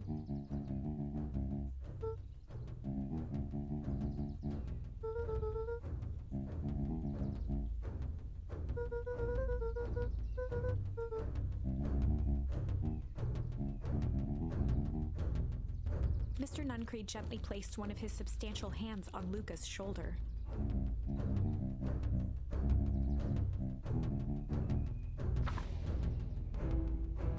Luca peered up at Mr. Nuncreed. Kind eyes warmed a stern face. There was a deeper emotion hiding beneath it all. It was subtle, but Luca could sense something eating away at him.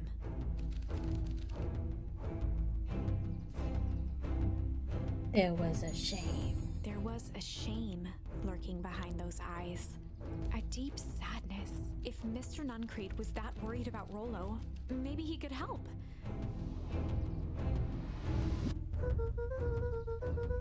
Mr. Nuncreed raised an eyebrow.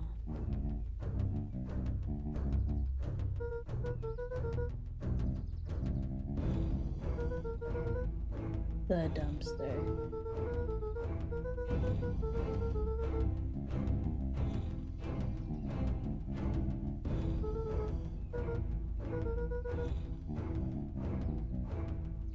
Oh, it was him, huh?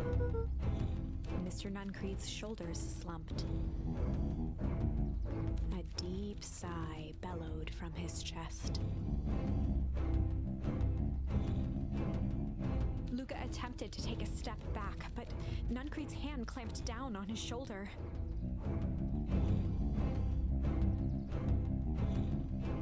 With a firm shove, Nuncreed manhandled Luca into the phone booth. The door latched shut with a mechanical hiss.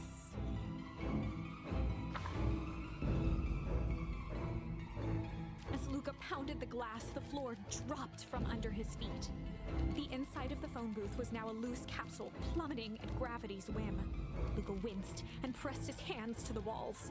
As he braced for impact, the capsule hurried to a surprisingly smooth stop. He felt a cold rush of air and opened his eyes with hesitance. Two large figures in hazmat suits occluded his view. Luca heard the deep, resigned voice of Mr. Nuncreed over an intercom. He knows too much. The end. But Wait. did I see Rollo? No, this isn't the end. I know there's still much more. Somehow this went wrong. Okay, let's try something else. I need something that's not shame. Time to hum a song. Sing before the mice. And in the stillness, he began to hum. After the death of his father, Luca had trouble sleeping. Each night, his mother would sit at the foot of his bed and hum a gentle melody. It was the only thing that could calm his mind.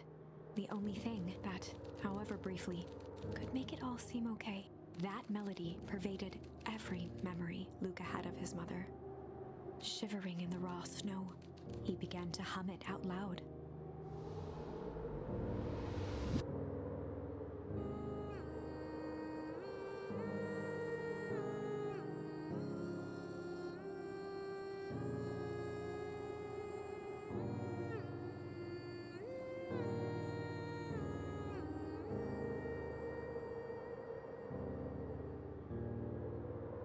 Gran lowered the torch, listening closely.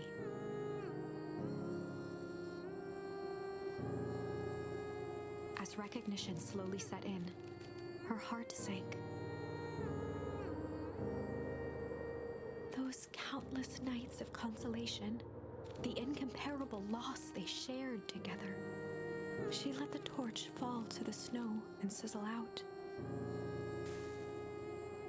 A few steps toward Luca was all she could bear before dropping to the snow herself. Through a flood of tears, she began to hum along, note for note.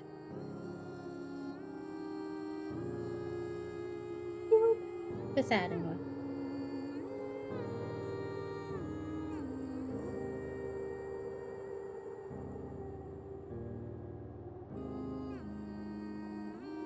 Luca lifted his head in astonishment. The last time he heard that melody was the last night he saw his mother.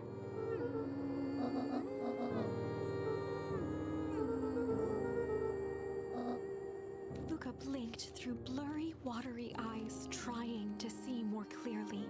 He could just make out the impression of a familiar face. Wait, is this the Gran turned old? He peered across the snowscape at the woman on her knees. Something about her was undeniably his mother. Only smaller, older, changed.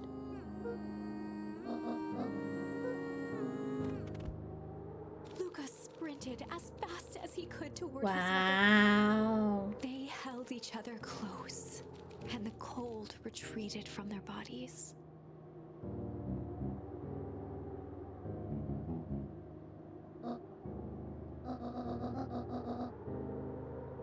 Eleanor looked down at Luca, tightening her embrace in an appeal for forgiveness.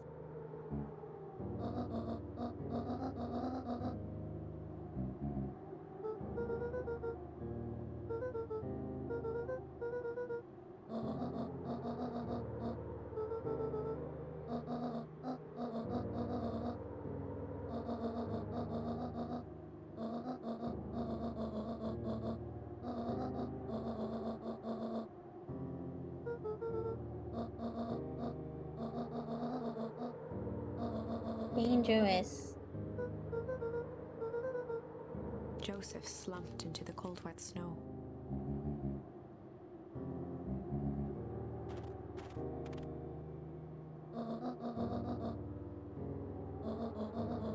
For the first time in a long time, her voice felt like her own again. Luca gazed down at Nuncreed with pity. He looked small. Joseph stared into the snow, as if searching it for answers.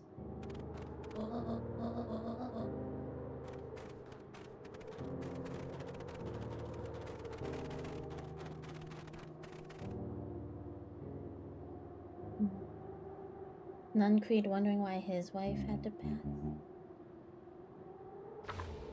Oh no. Chapter 9. The Devil You Know. 7 months ago. Eleanor Van Horn crept down the maze of sterile hallways under perennial harvest. She stopped in front of the large steel door marked Deep Engineering. No turning back now. She raised a trembling hand. The stolen keycard worked as promised, and the door buzzed open with mechanical efficiency. She was immediately hit with the smell of disinfectant. It was some sort of laboratory. In one corner was a desk covered in papers. Across the room stood a tall metal pod with hoses protruding from its base. She rushed to the desk and began shifting through the piles of papers. They were experiment reports on something called Tempus liquamen. There were dozens of them, every one stamped, failed.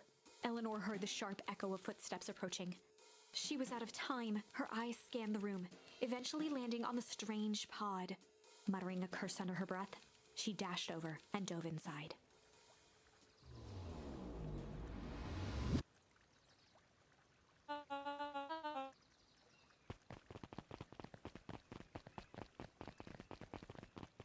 Oh boy.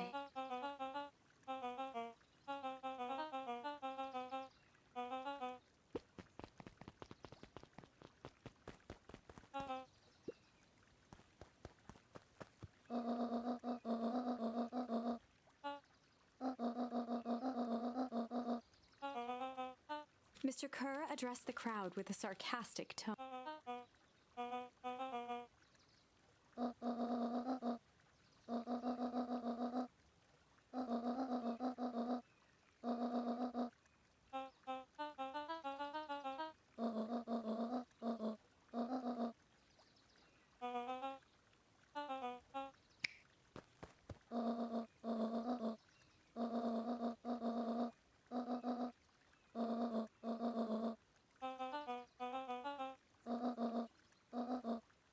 Whispers filtered through the crowd.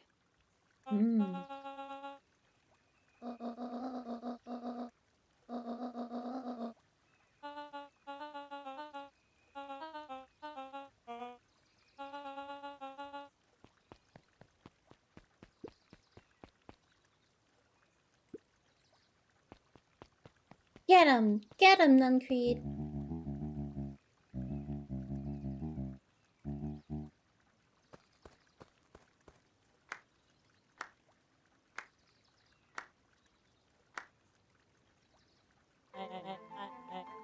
Torment dragged on Joseph Nuncreed's face.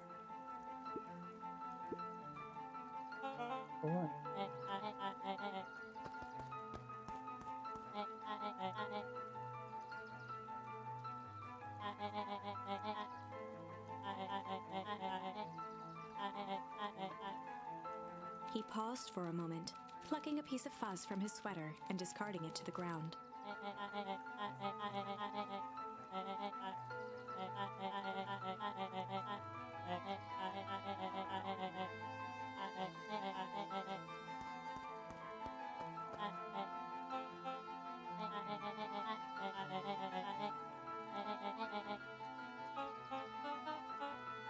Okay.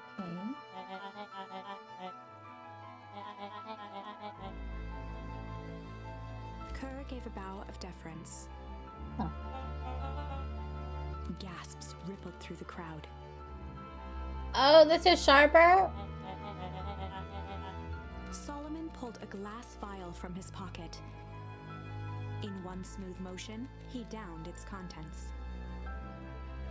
A triumphant smile grew across Solomon's lips.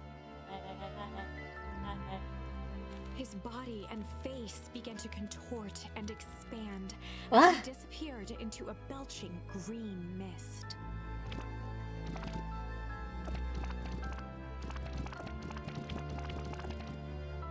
A hushed horror gripped the crowd.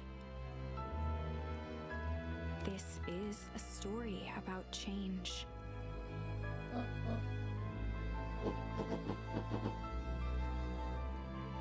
I did not see that coming. What? I thought he just had wild seeds. Wild oats. Sharper examined his new hands.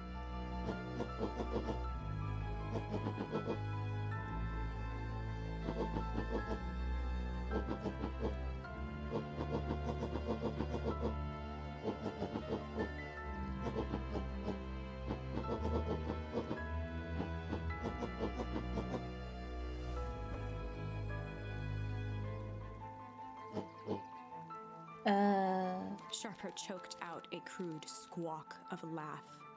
Frustrated Take him groans down. Take him sprinkled through the down. crowd.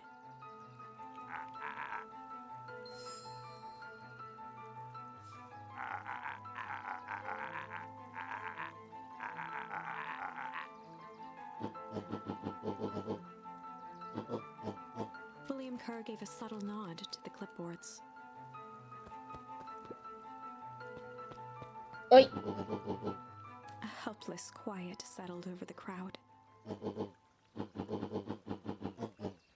Wah!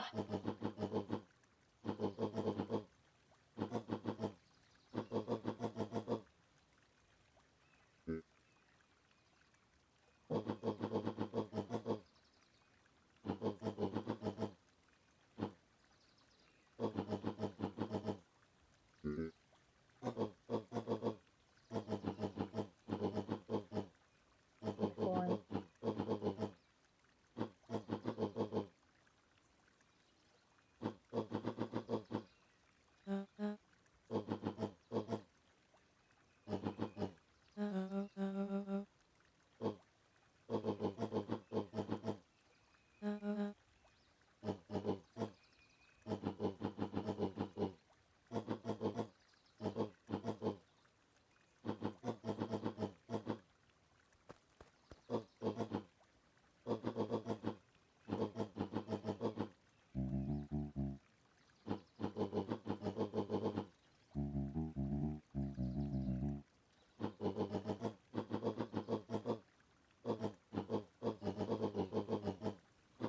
Boy.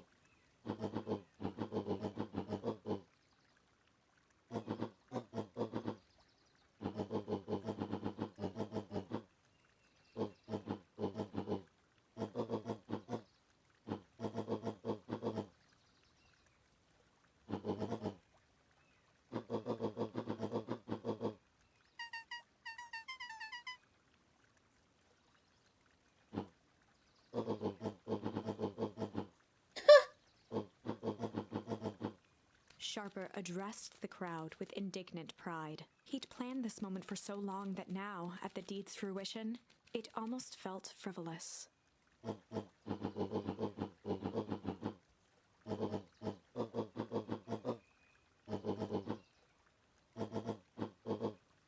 Mr. Kerr flourished a preposterously elaborate bow.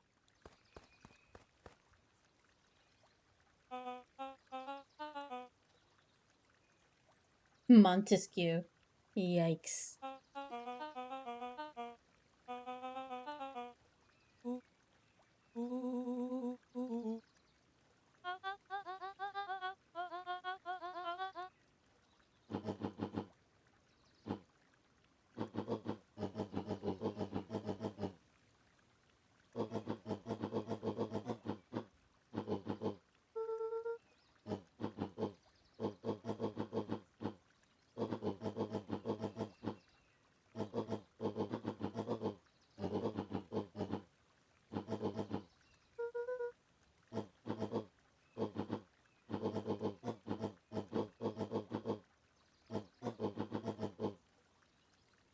Huh. So he's been playing with living Sharper coughed forever. up one final laugh and cracked his knuckles.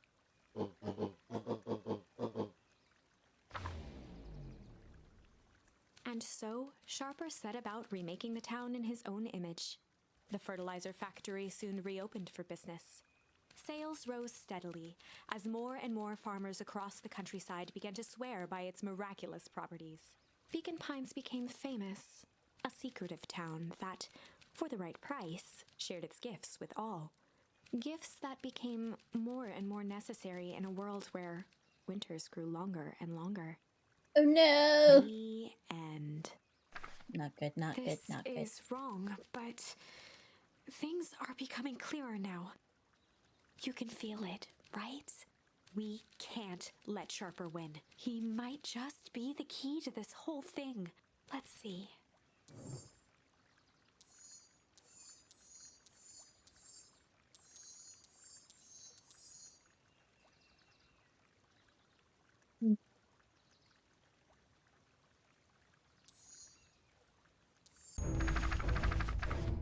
I gotta go fishing with these charms. There was malice. There was a malice lurking behind those eyes, like a trap ready to spring.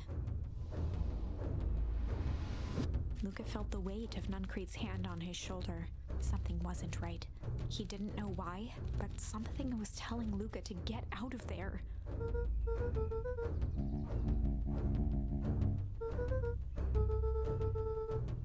Luca twisted free of Nuncreed's grasp.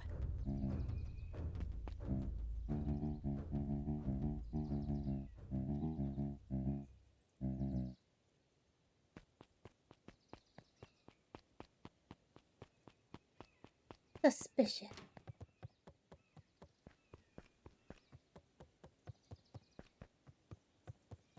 Nothing new. New additions, nothing new.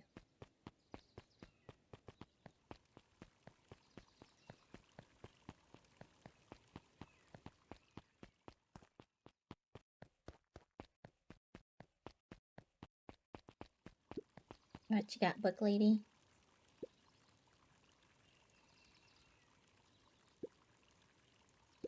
Ooh.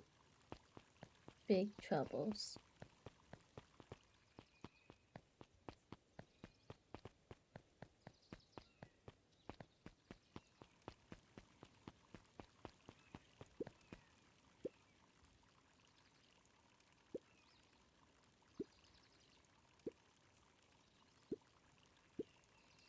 Boring. The two scurried off, eagerly formulating a plan.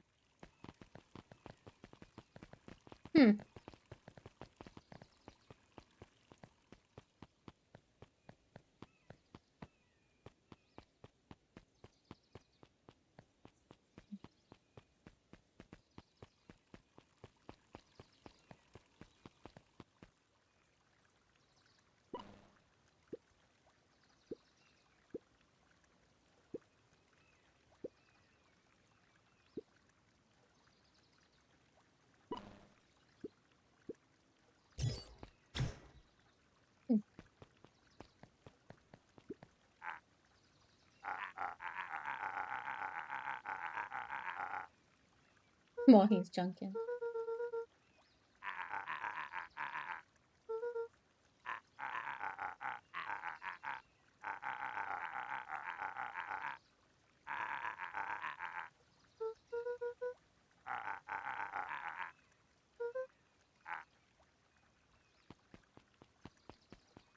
Okay, fair.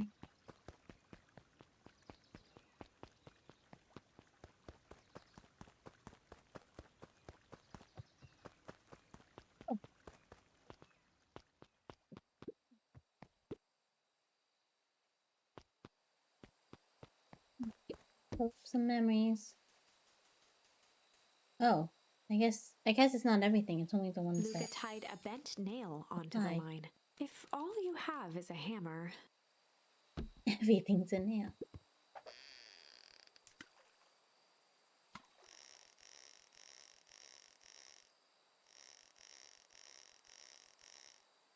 Let's see what neat thing this nail pulls up. Maybe it's a hammer. Oh. Oh.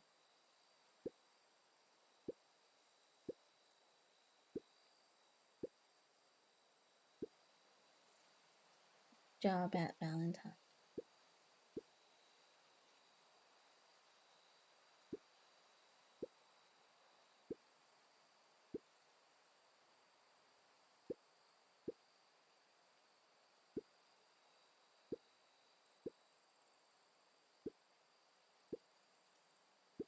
Okay, let's go fishing.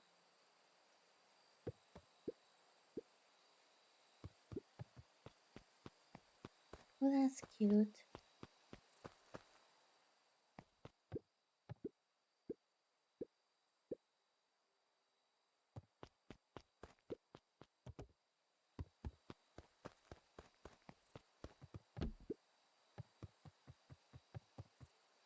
He aired a long holler into the woods.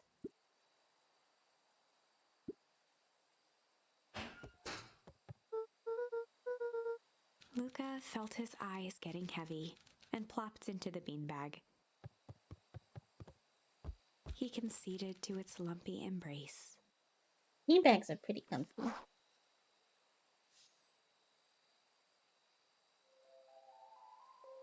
Once again, there's another dream. Luca found himself in a vast black expanse. That's some magic powers. This time, he knew exactly where to go. He took a single confident step forward. The world flickered and pulsed. He found himself standing in front of the frigid air of a blazing campfire, the source. He plopped down cross-legged and gazed into the cold flame, waiting. Soon enough, the fire began to die out, popping sporadically, until all that was left was a single ember. Luca stood up and dusted himself off. He plucked the glowing ember from the cold ash, examined it, and slid it into his pocket, a keepsake. The voice of his father spoke behind. "You made me proud, Buckaroo." Luca turned to face him. "Dad, what is this place?" A warm grin grew across his father's face. "A place where everything that has been and everything that could be all wait together." It Luca dreamscape? found himself staring at his father's face, trying as hard as he could to memorize every single detail.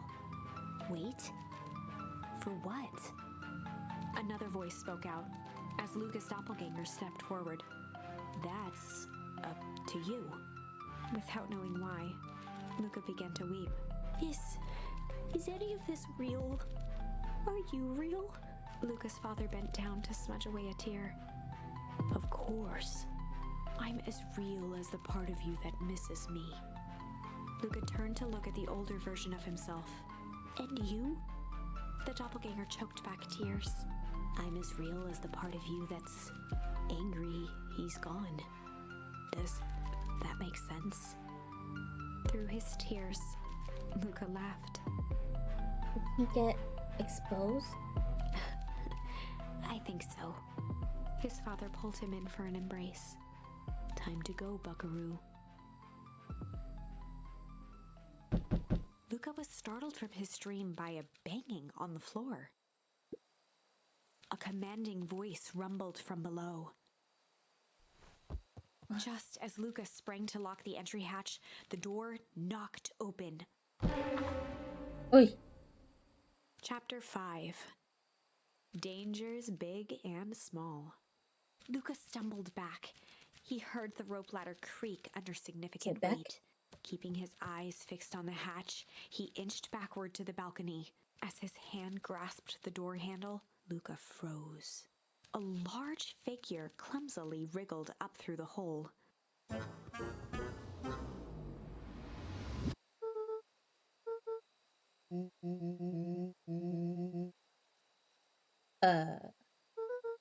The large figure cocked its head inquisitively.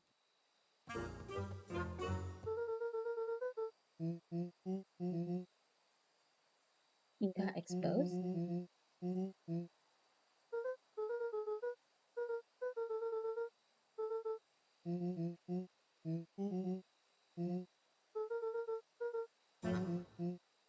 Luca's jaw dropped. He peered more closely at the man standing in front of him. Something about him was undeniably Rollo, only bigger, changed.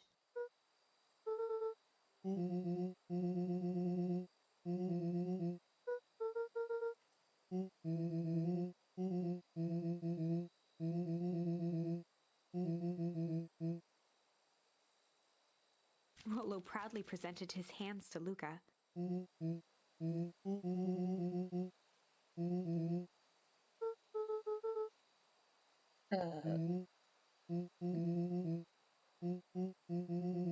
Luca moved to the side and pointed Rollo to his reflection in the balcony window.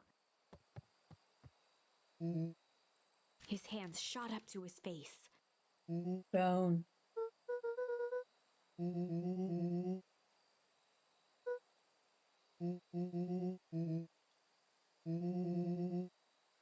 Licorice.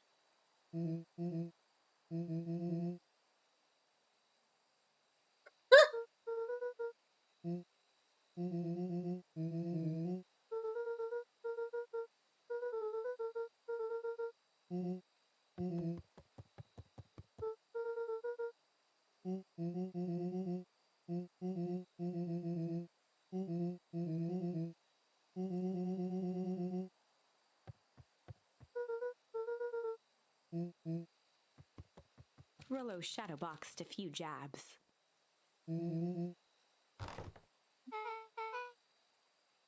With a yelp, Rollo dove behind Luca.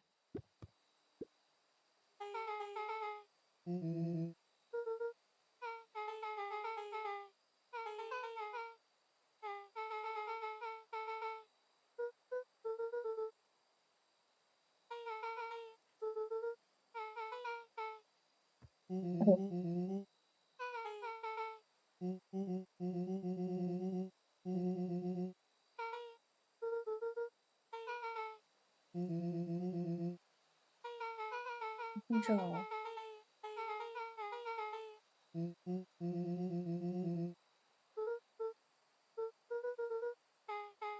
She shot a nervous glance at Rollo.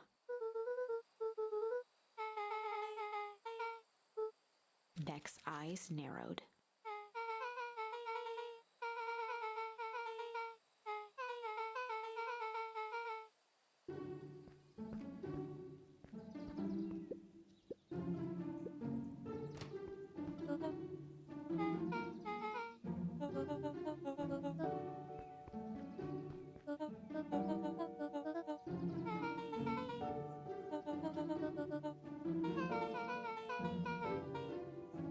Oh, what does she do to her hair?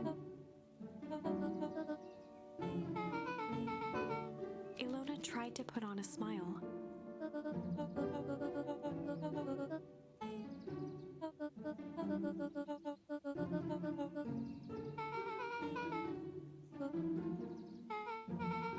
I mean, she's not wrong.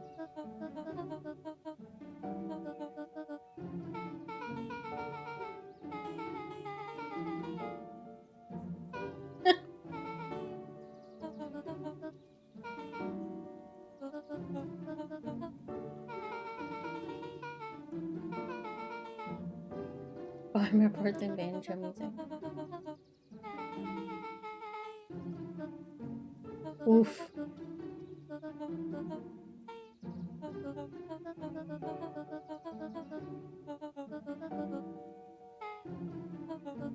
She sighed, and after a moment, looked down at Beck sympathetically.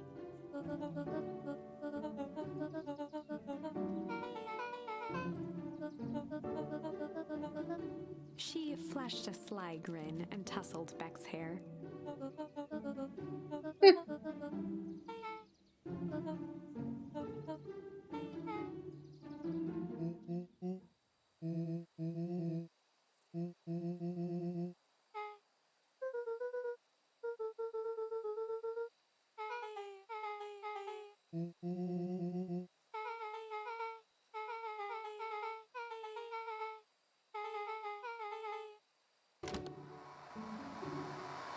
Joy.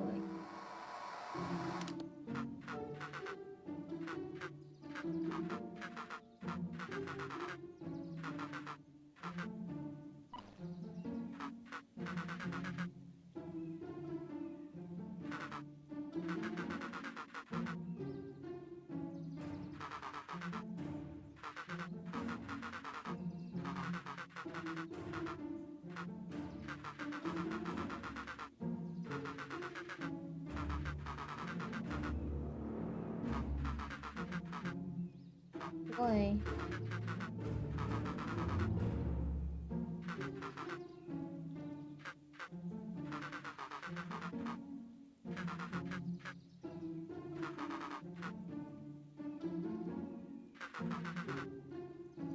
I wonder who Prescott was.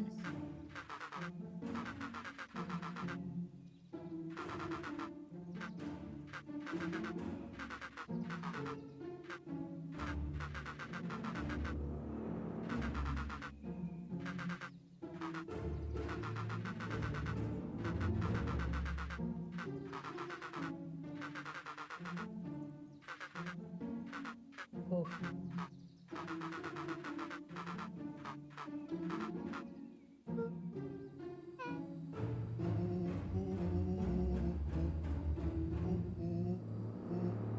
Luca gave Rollo a quick elbow to the ribs.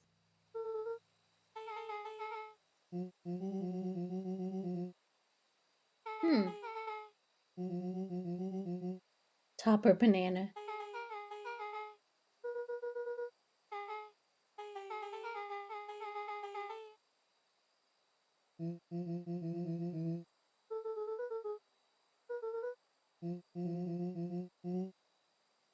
Just ended.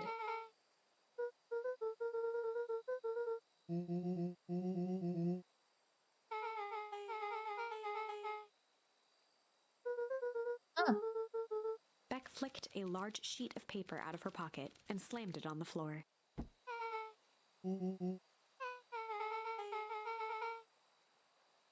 huh.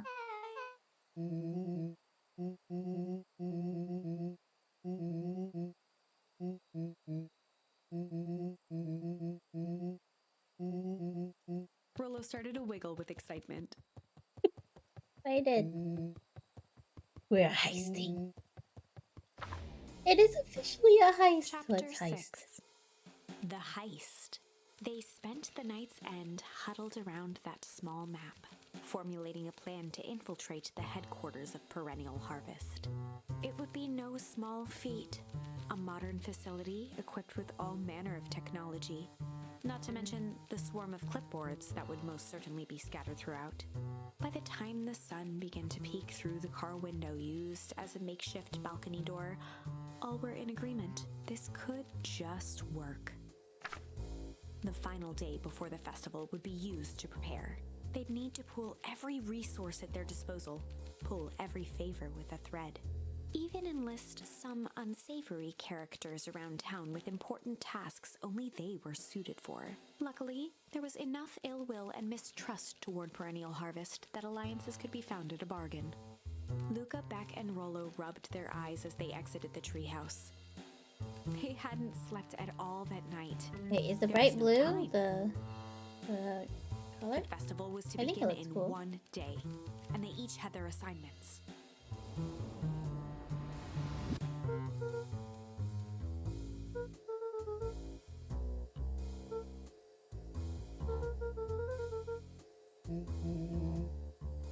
Oh boy. He waved vaguely at Rollo's sizable figure. Beck snorted an involuntary giggle.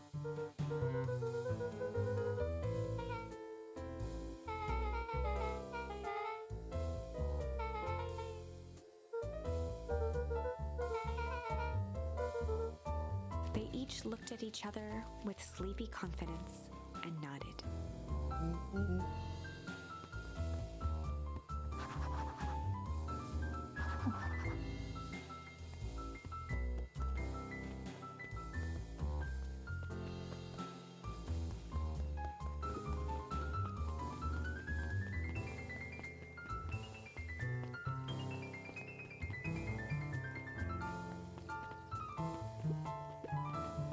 Got to say.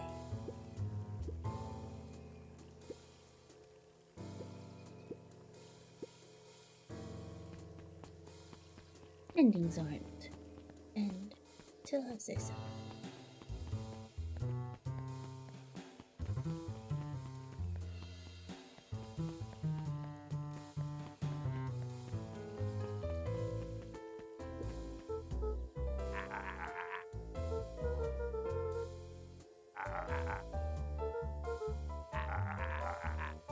I didn't say it's a wrong word, just a strong word.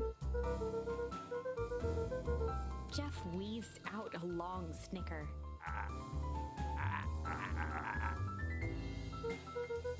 The joy in Jeff's face drained instantly.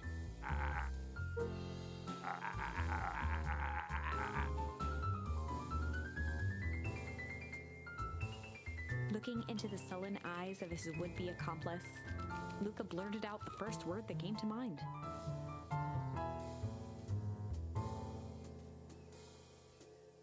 Oh.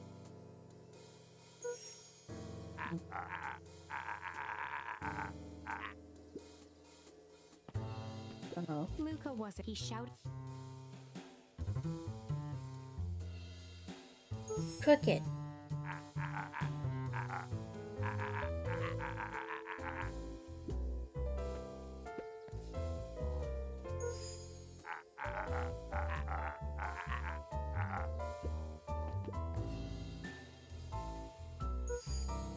Jeff's brow perked up. Fighting Sensing words. some traction, Luca carried on with vigor. Jeff's scowl faded with a sigh.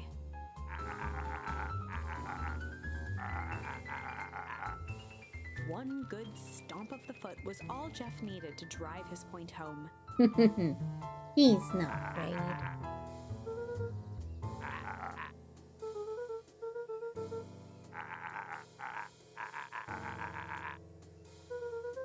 Luca offered out his open hand to seal the deal. With a firm and dusty grip, Jeff reciprocated. He got us some help.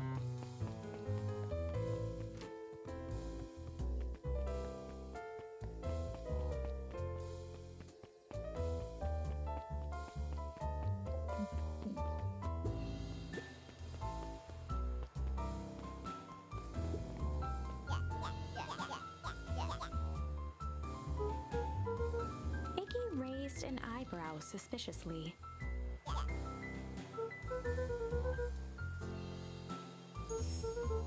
Iggy gave a reluctant shrug.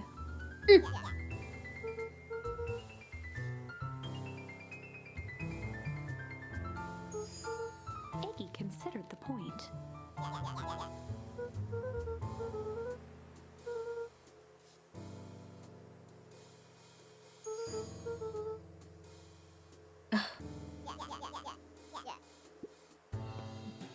Luca knew that he tried again. Iggy gave a Okay. Iggy Range. considered the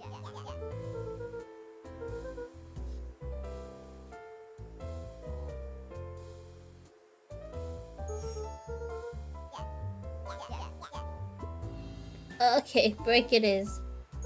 Iggy gave a Alright, third time's the charm. Iggy considered.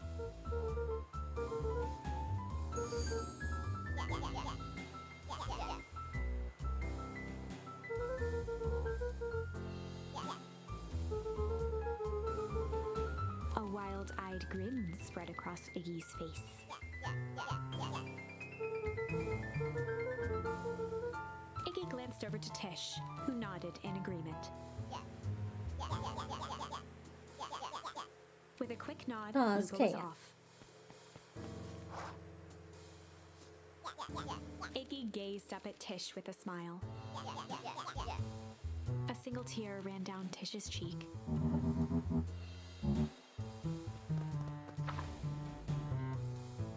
Chapter 7. Into the I'm gonna hive. be invited. A good heist requires preparation. And thorough preparation takes time, something they had precious little of. So far, everything was in order. Jeff, Iggy, and Tish all agreed to do their part. Beck radioed Luca that night with a simple and covert message. "We're locked and loaded on my end." And Rollo, after a lengthy confession, managed to persuade Roxy and Fitz to help. He stowed away in mission control for the night to avoid attracting attention. Rollo, being uniquely suited for the role, would be the first to breach perennial harvest. The outfit provided by Jeff wasn't perfect, but a convincing disguise is 10% wardrobe, 90% confidence. Be confident. Rollo took a few vigorous breaths and shook out his arms.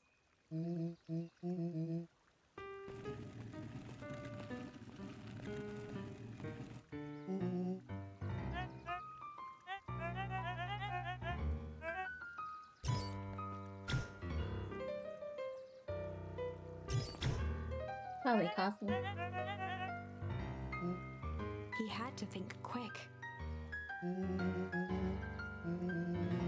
Rollo sighed, adjusting his tool belt.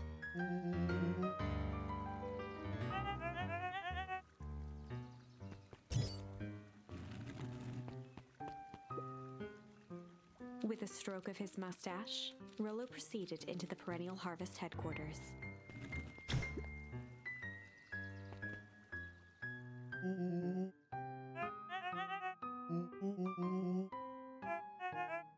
He stammered and flipped through the pages of his clipboard.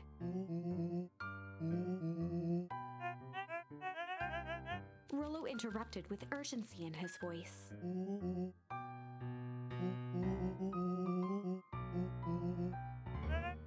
It's your funeral.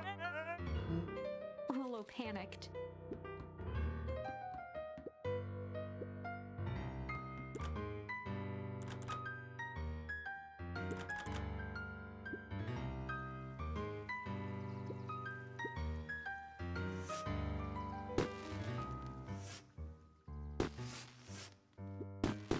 The distraction was enough for Rolo to regain his confidence.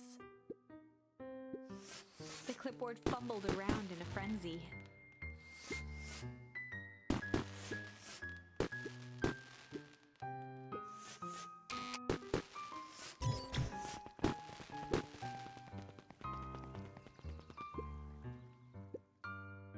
It was close.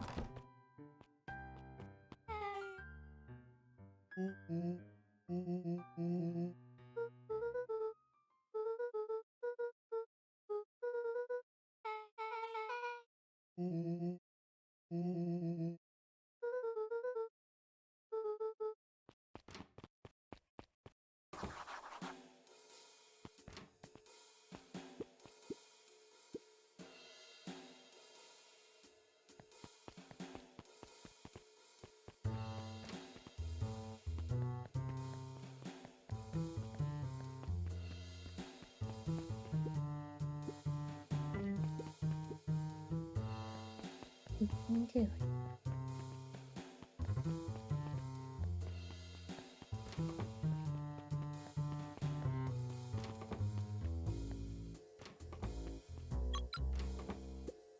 Solomon stopped in his tracks.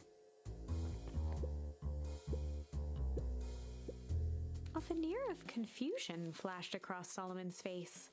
His words rushed out dramatically.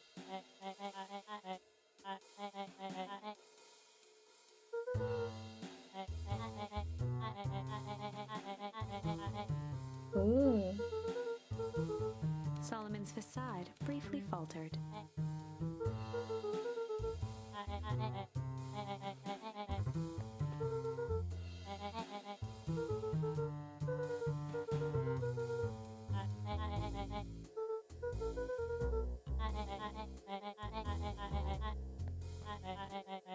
Luca happened to notice a plaque above the door. Huh.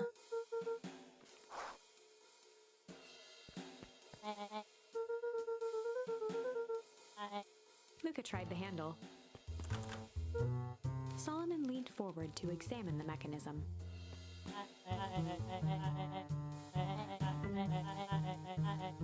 Luca smiled and looked at his watch.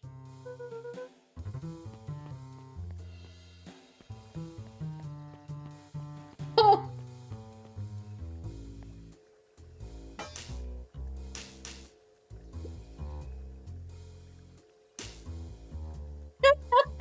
She mimed a quick hat tip and ambled off with a whistle. Go. Yeah. The light on the keypad changed from red to green.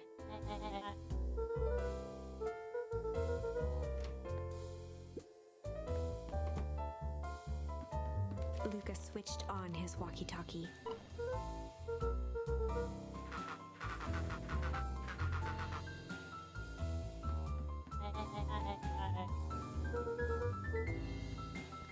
On the computer screen, a green cursor blinked in a password field. Luca pecked out his best guess: underground secrets. The screen blinked to life. Columns of green numbers glowed on Right, a black Solomon. You're background. very predictable, huh?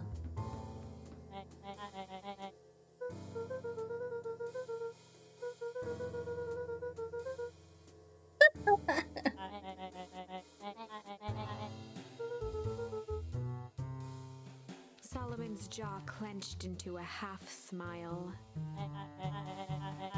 Luca quickly scanned the columns for number 24601.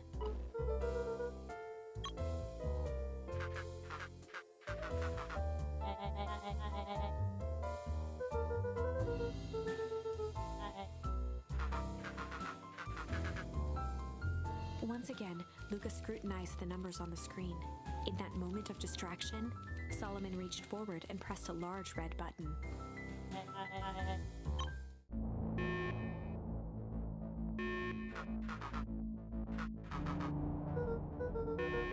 He quickly skimmed the screen with his finger.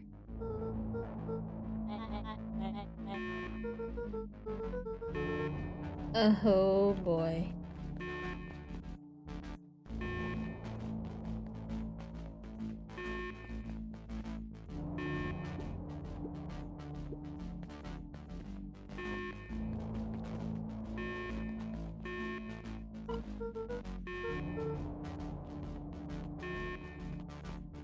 Mr. Kerr approached with a sneer and spoke into his walkie-talkie. With self-satisfaction, he called into the hallway.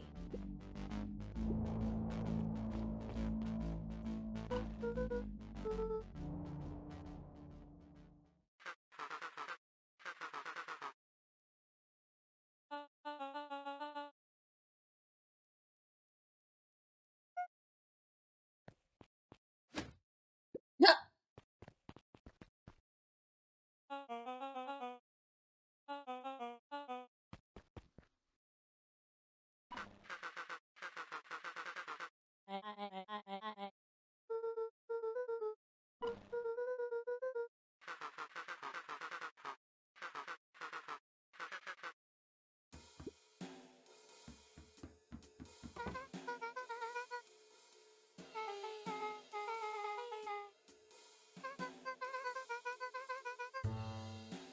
In the most frustrating ways.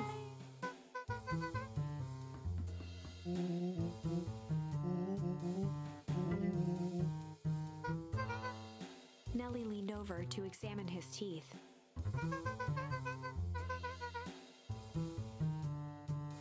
Expanding on the enamel of the molars. This isn't with Tempest liquamine exposure.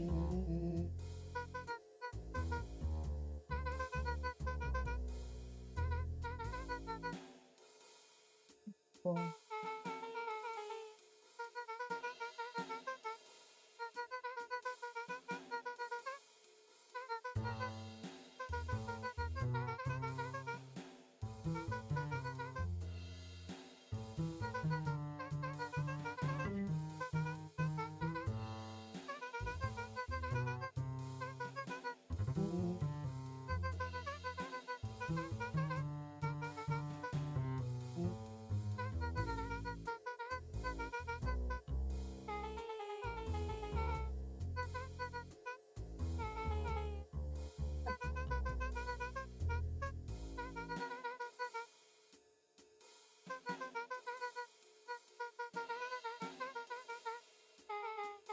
Nellie sighed.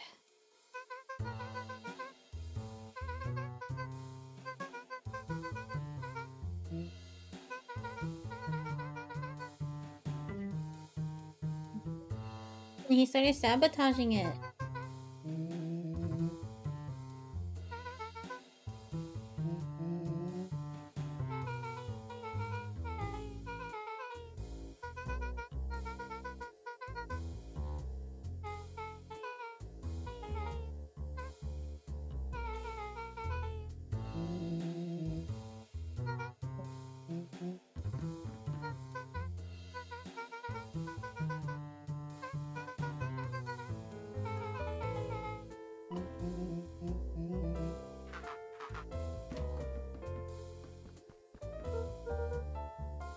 Yeah.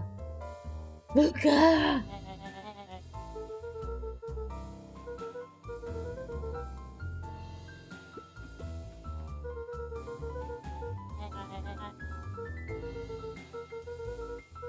With a subtle, quivering lip, a smile crawled across Solomon's face.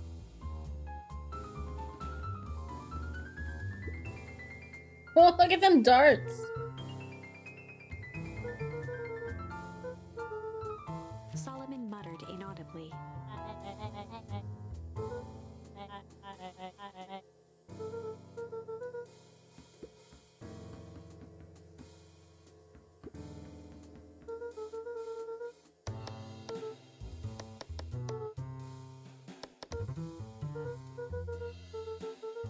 Solomon once again muttered under his breath. Luca tugged on each of the cabinets.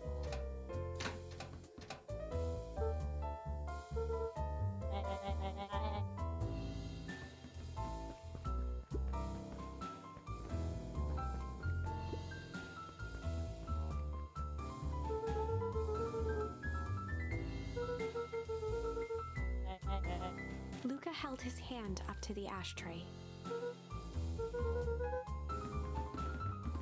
They heard the trampling of frantic footsteps from the hallway.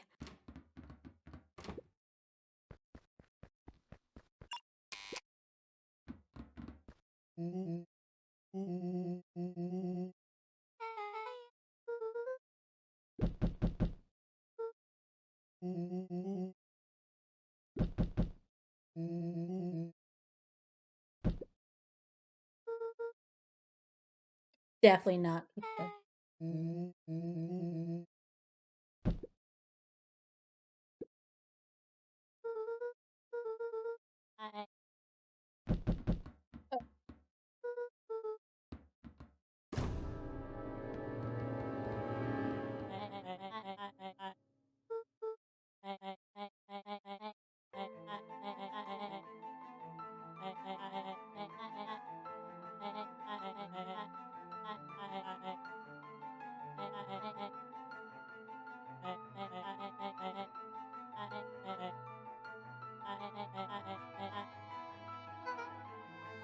Her eyes searched the floor in thought. Solomon watched eagerly, waiting for the flicker of epiphany. With a sickened look, she peered into his soul.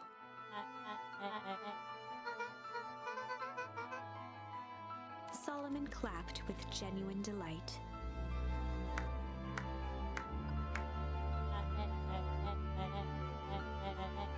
Solomon glanced down, examining his youthful form.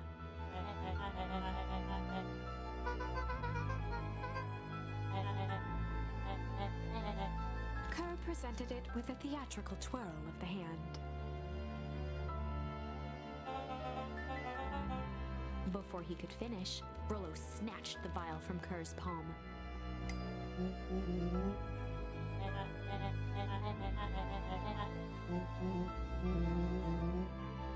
Rollo casually tossed the vial to Luca.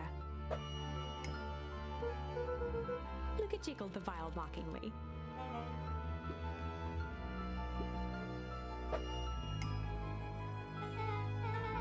She held it tightly behind her back. Solomon sighed, speaking in crisp, measured syllables.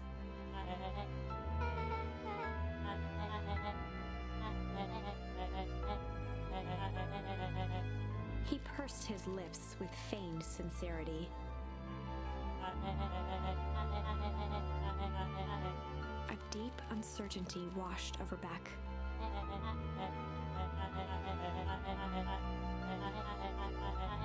She looked to Nellie shakily. With a dispirited nod, Nellie sighed in defeat. Beck slowly approached Solomon.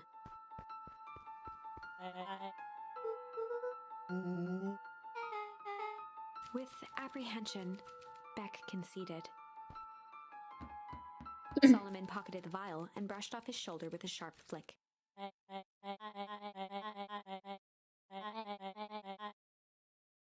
Performance The review. blood drained from Kerr's face.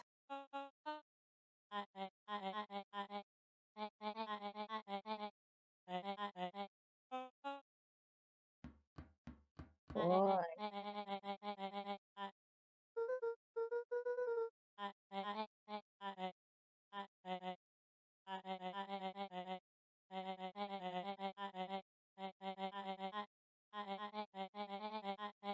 Solomon shook his head with gratification.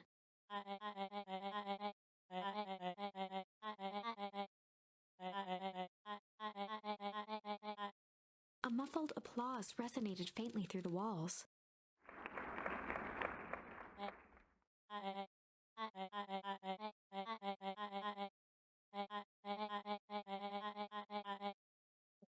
Everything's gonna ice over. His mom.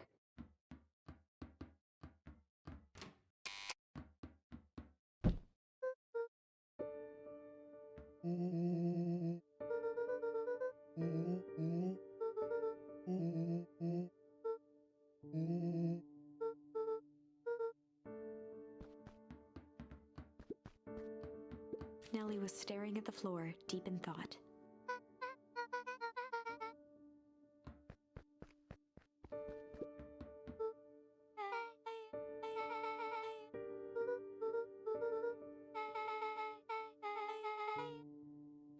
All of us will freeze.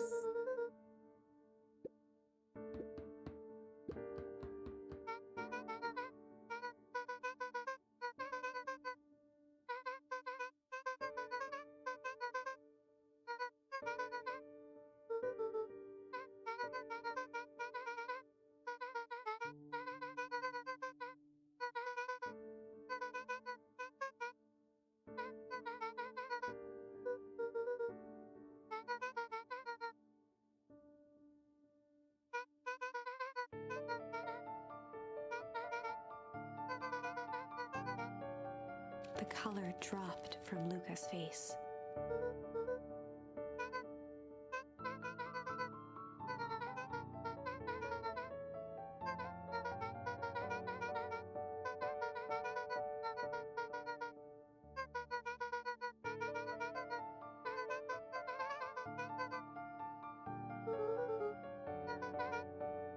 Luca was overwhelmed with emotion. A sudden explosion sounded from the hull. Chapter 8. Comeuppance. Ears still ringing, Gran picked herself up off the ground. Through the dust and smoke, she looked over to see Mrs. Fratelli helping Hiram Tolliver to his feet. She'd had to beg, borrow, and steal to acquire those explosives. How many nights had she spent visualizing how she'd use them to make things right? And now, her one shot at destroying the source, that damned hole that swallowed so much of her life, was gone. Traded for this jagged hole in a wall and a foolhardy shot at rescuing Rollo. With Fratelli and Tolliver at her side, she stepped through. It was a strange feeling.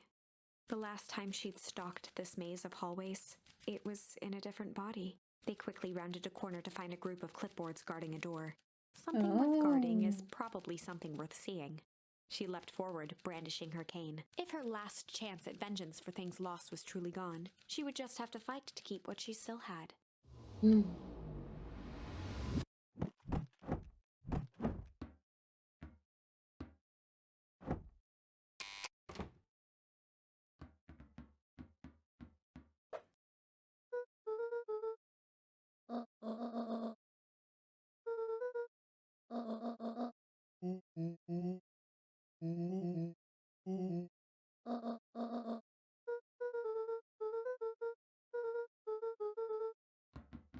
They made their way out from deep within Perennial Harvest, just as Solomon finished up his speech.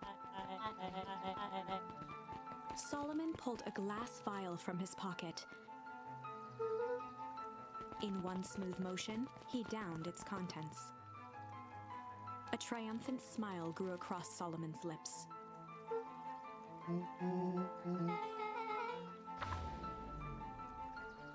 With a mischievous look, Beck elbowed Luca. Remember when I had the vial behind my back?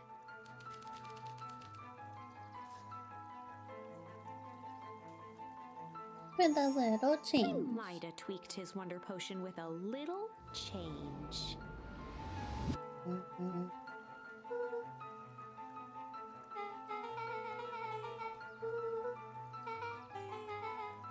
Oh no.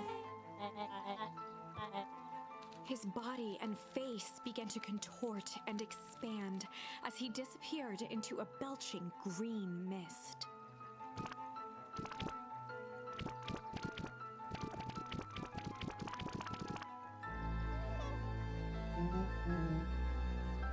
Oh boy.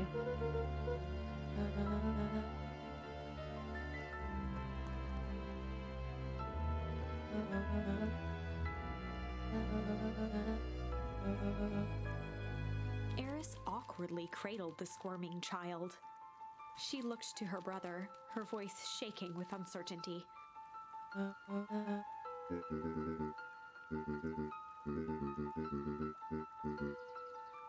Oh. She looked back down at the infant with equal parts kindness and terror in her eyes. With a shake of her head, Eris addressed the crowd with a stern scowl.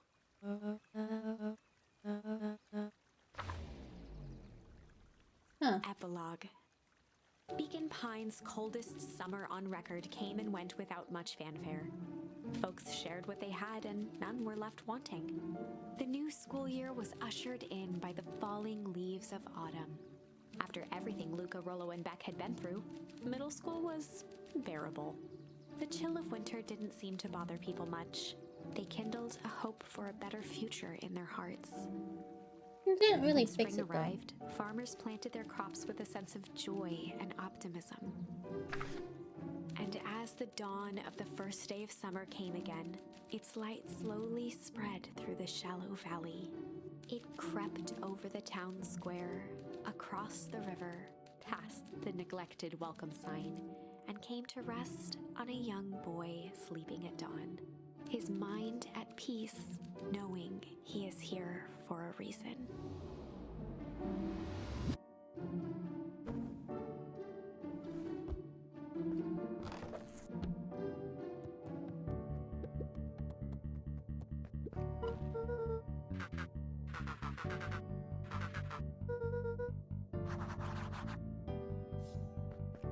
Don't we know that though? Over time, Eleanor began moving Walt's old things out of the closet and into storage. Eleanor had moved back into her bedroom, and now that she wasn't sneaking out late, she even slept there most nights. Oh wait, so it was revealed to him that that was Eleanor?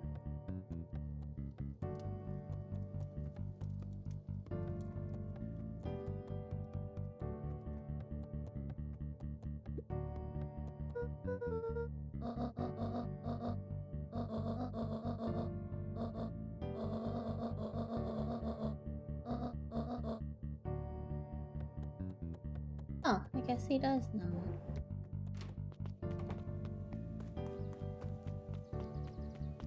Anything new here? Worth a check, right? Just in case.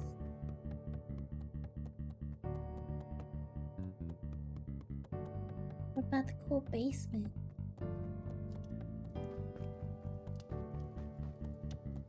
Why are these drawers still open? Look at him chilling.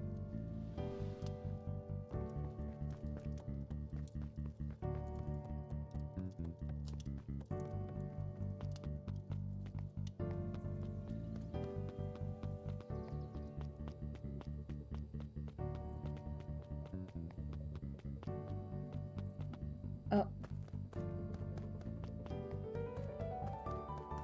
Does he know it's fake?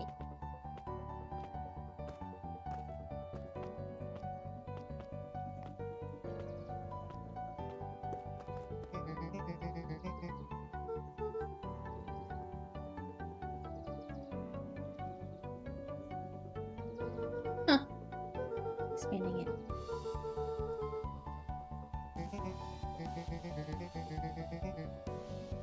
Huh.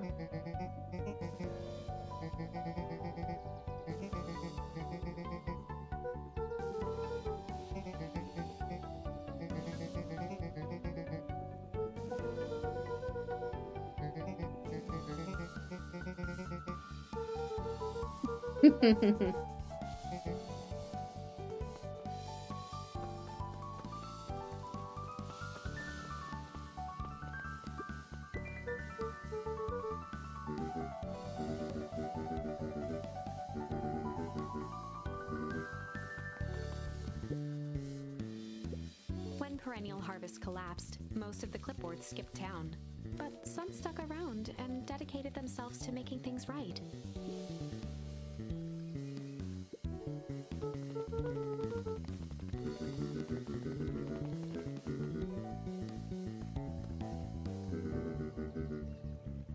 Thanks.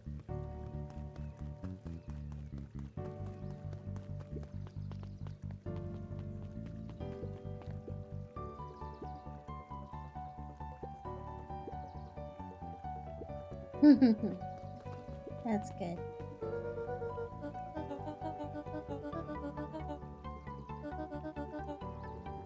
Slow and dirty harvest.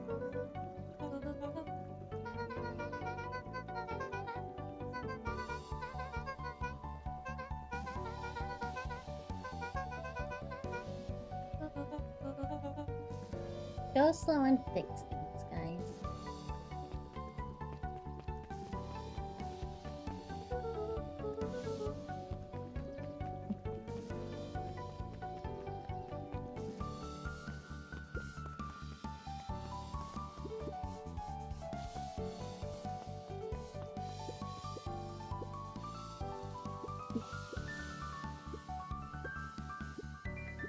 It's an actual fish.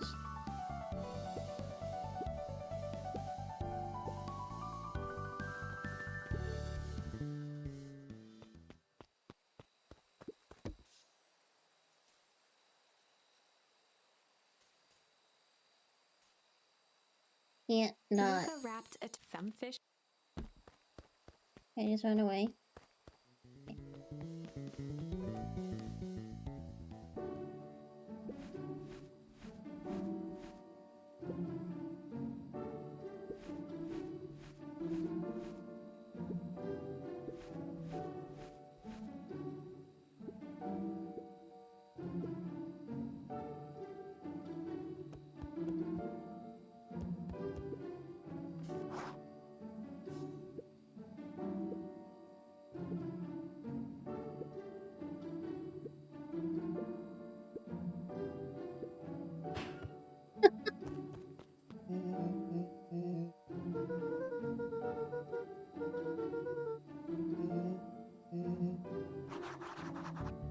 Okay, I'm gonna go visit back.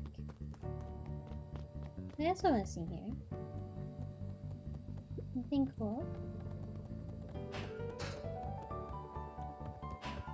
Oh, it's about the same, huh?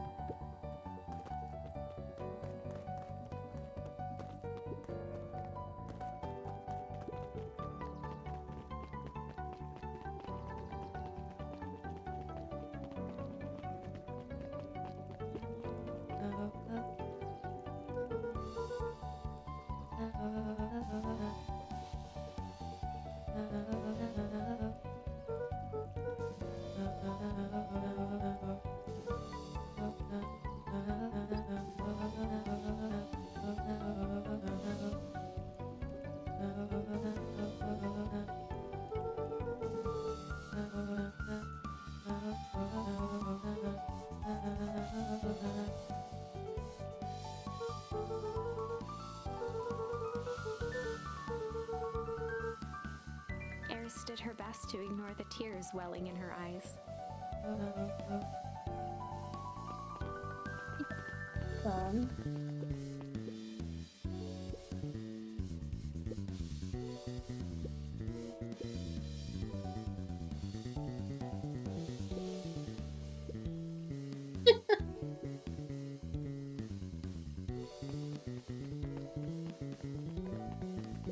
And pleasant.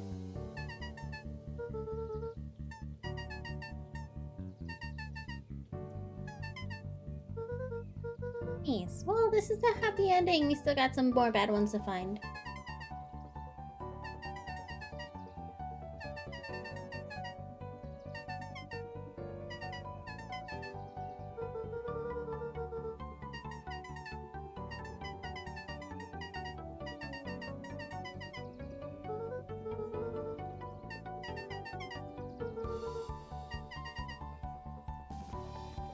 Bacon's fine too.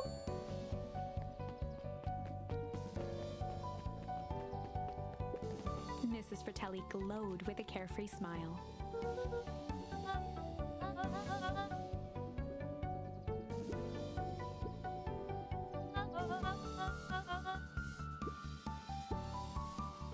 Mrs. Fratelli sighed with a zen-like calm.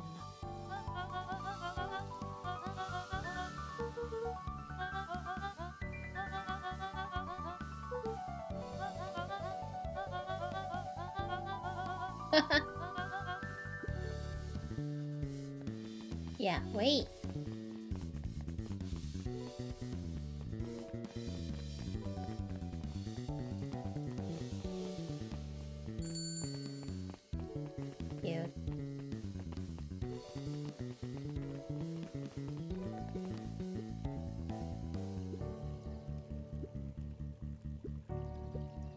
Closing her eyes, Miss Hatch took a deep, relaxing breath.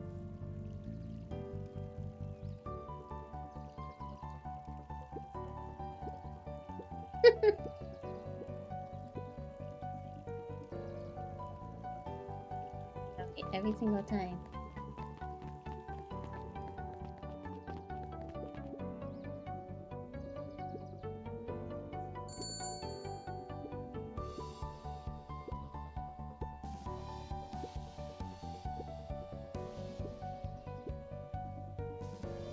A person that cared.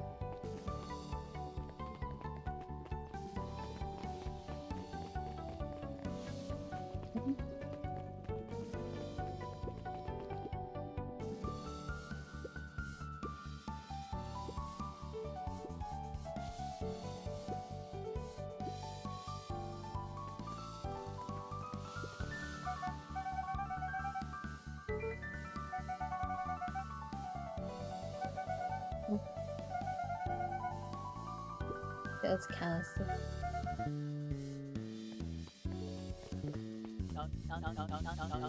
He playfully waggled an apple.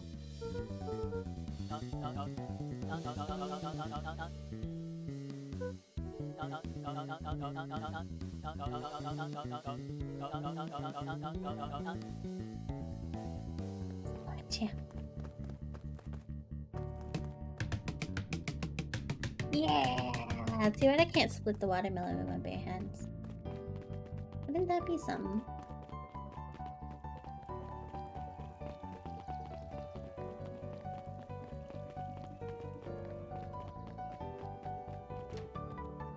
What are our library friends doing? Over the school year, Kato and Bert had become close friends.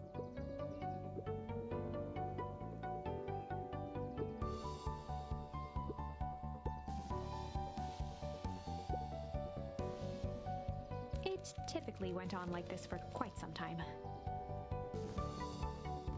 Cute.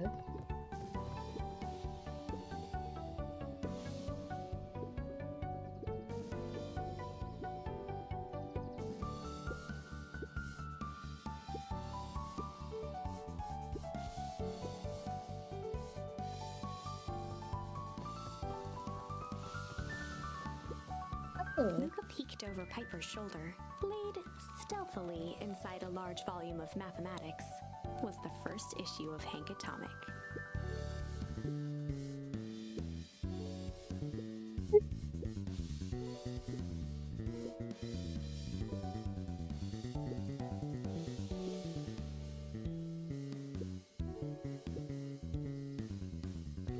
Replay value, huh?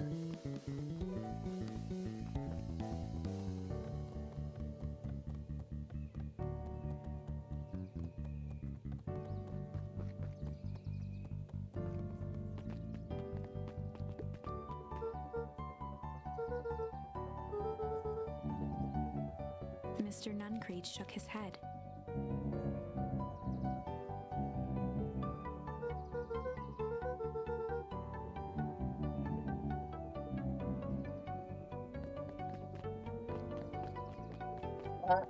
Look at all the babies. With perennial harvest gone, the transportation tubes were left unused.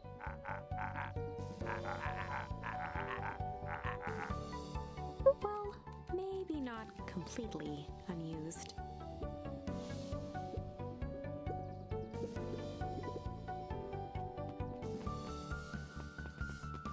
Use them again.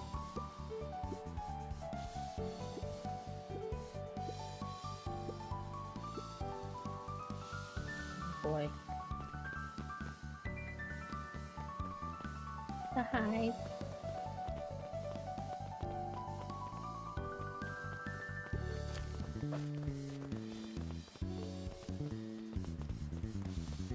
Oh, they cleaned up the goop. It's relatively mostly normal.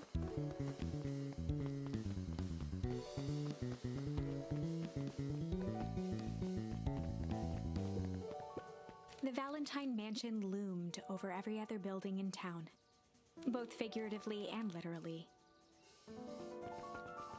Hello, Beck.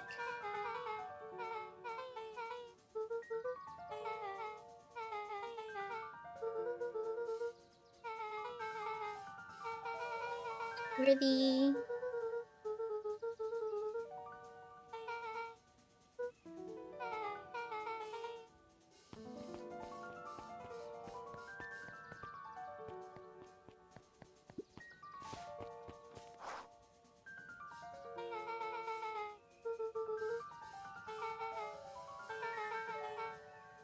Aww.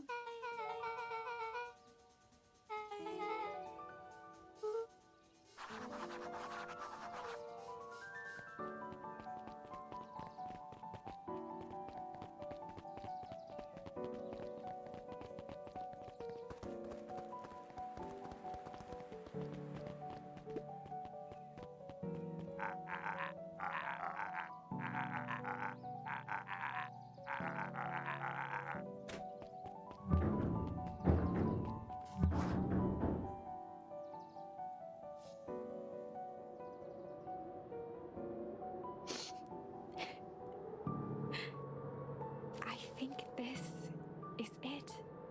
The end I've been waiting for. Honestly, I began to lose hope of ever finding it. But then you came along. What about the other end? I don't know exactly how to thank you. It's hard to explain how much this means to me. It's funny, now that our time together is finally ending. I'm at a loss for words. Let's just watch the end together.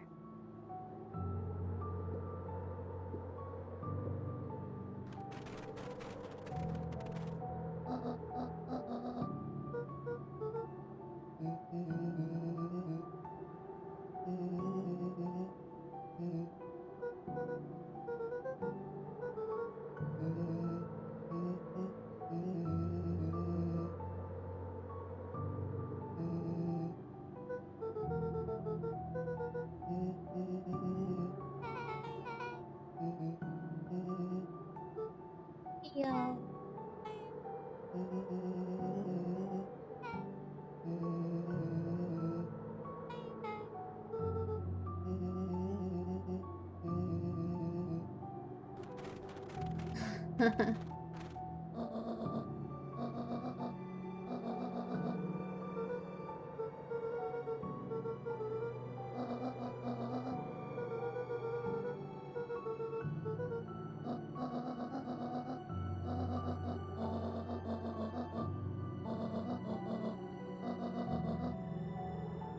Aww.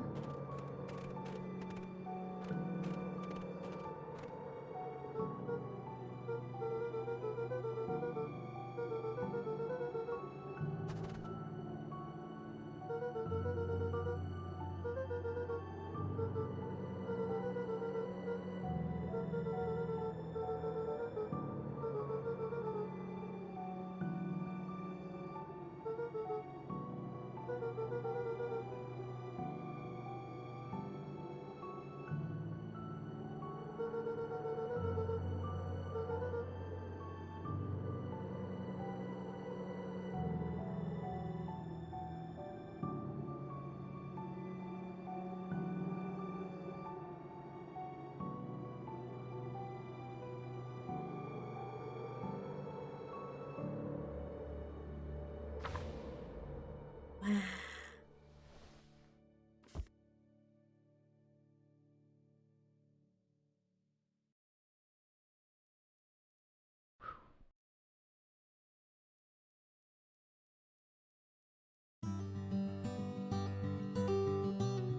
We found the good ending. I think there were a couple options I hadn't used yet.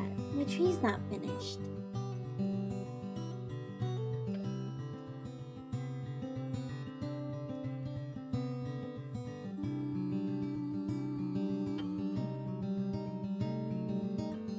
Ooh, I think at the end of this.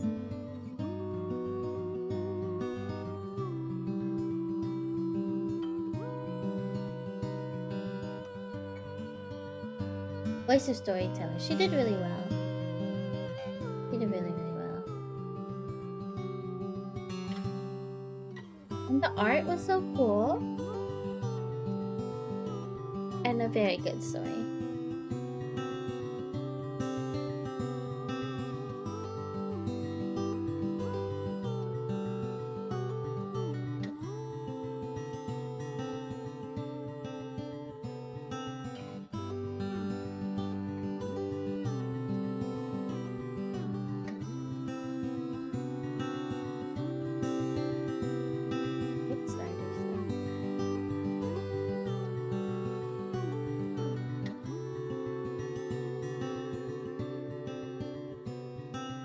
the supporters.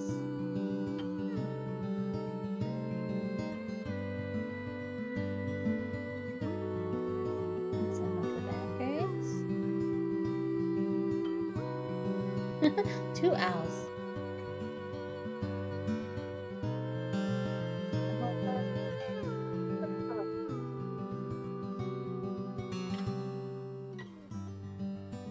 I randomly supported a Kickstarter game as well that's still in development. And I did buy in at the highest tier very randomly.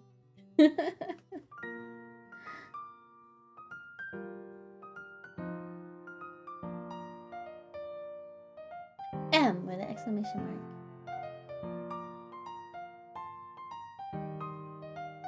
Those types stand out. It's so different.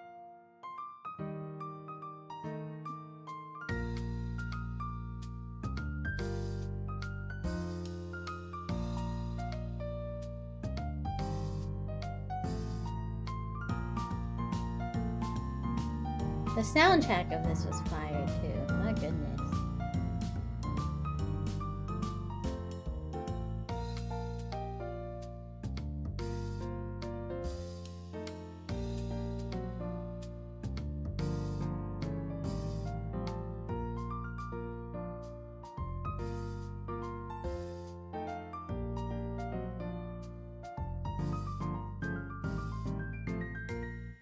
No, but a tin can. Interesting name.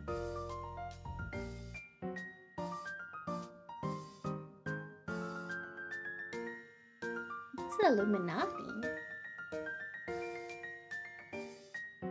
It's waifu for waifu. What are these names? Oh my god.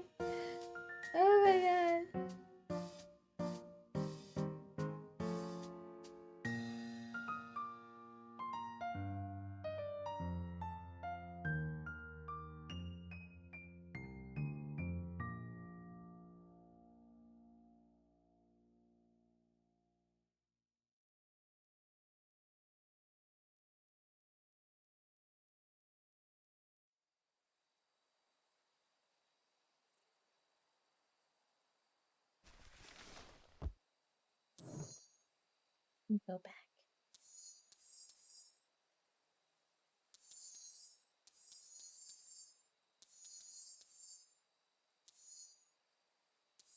It's like the only branch left. This has 2.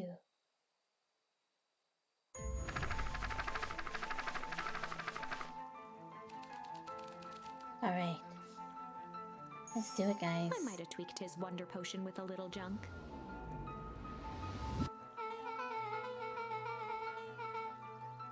Ew, Chuck.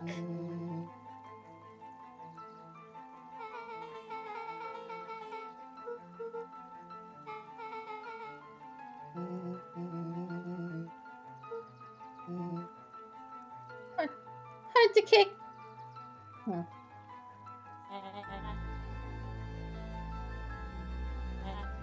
His body and face began to contort and expand as he disappeared into a belching green mist.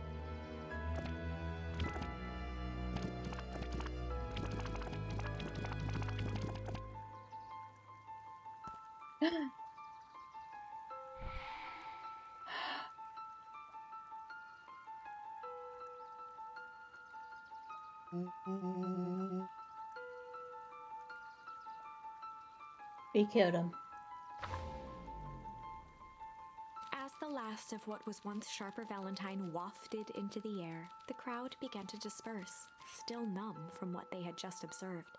Sharper Valentine was gone for good. His end would be a new beginning for Beacon Pines, a new chance to let go of the things they had lost and grab hold of a new future. The end. Well, I'd be lying if I said that wasn't a bit gratifying. If that feels to you like a good note to end on, I won't stand in your way. Let's get the other one.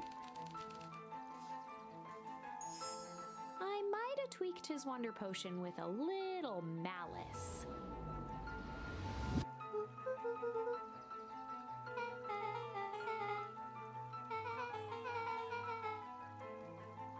Hair of the dog.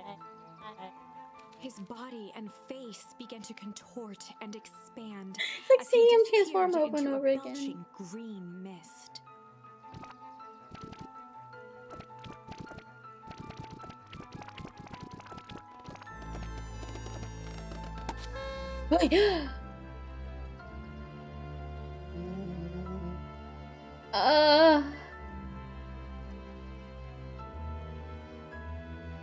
He just turned into confetti.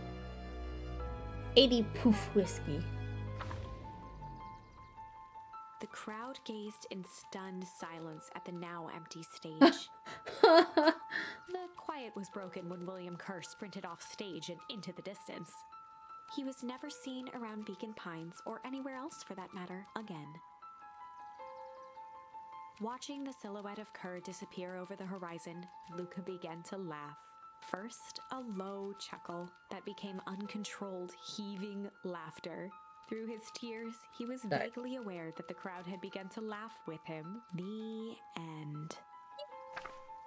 That was unexpected.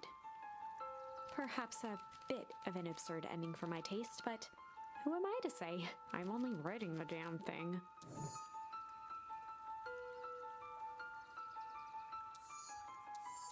The whole tree.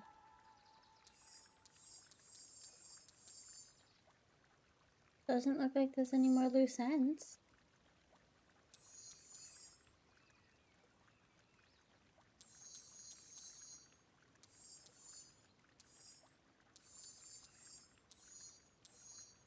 I think that was all of it.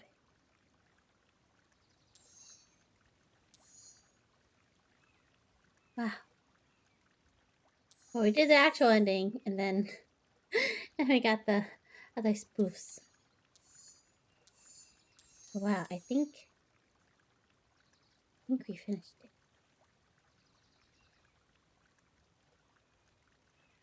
That was really neat. And this is really pretty. Man. What pretty artwork. Alright, well I guess it is time for me to sleep anyway. So this works out. It was good timing. Had just another 3 so hours. So let us do a starburst for the followers and subs. But pretty good. A two session game. Man, that was a really good story. I am not surprised whatsoever that they won Story of the Year. Based on the tweets I saw, I think that's what they won.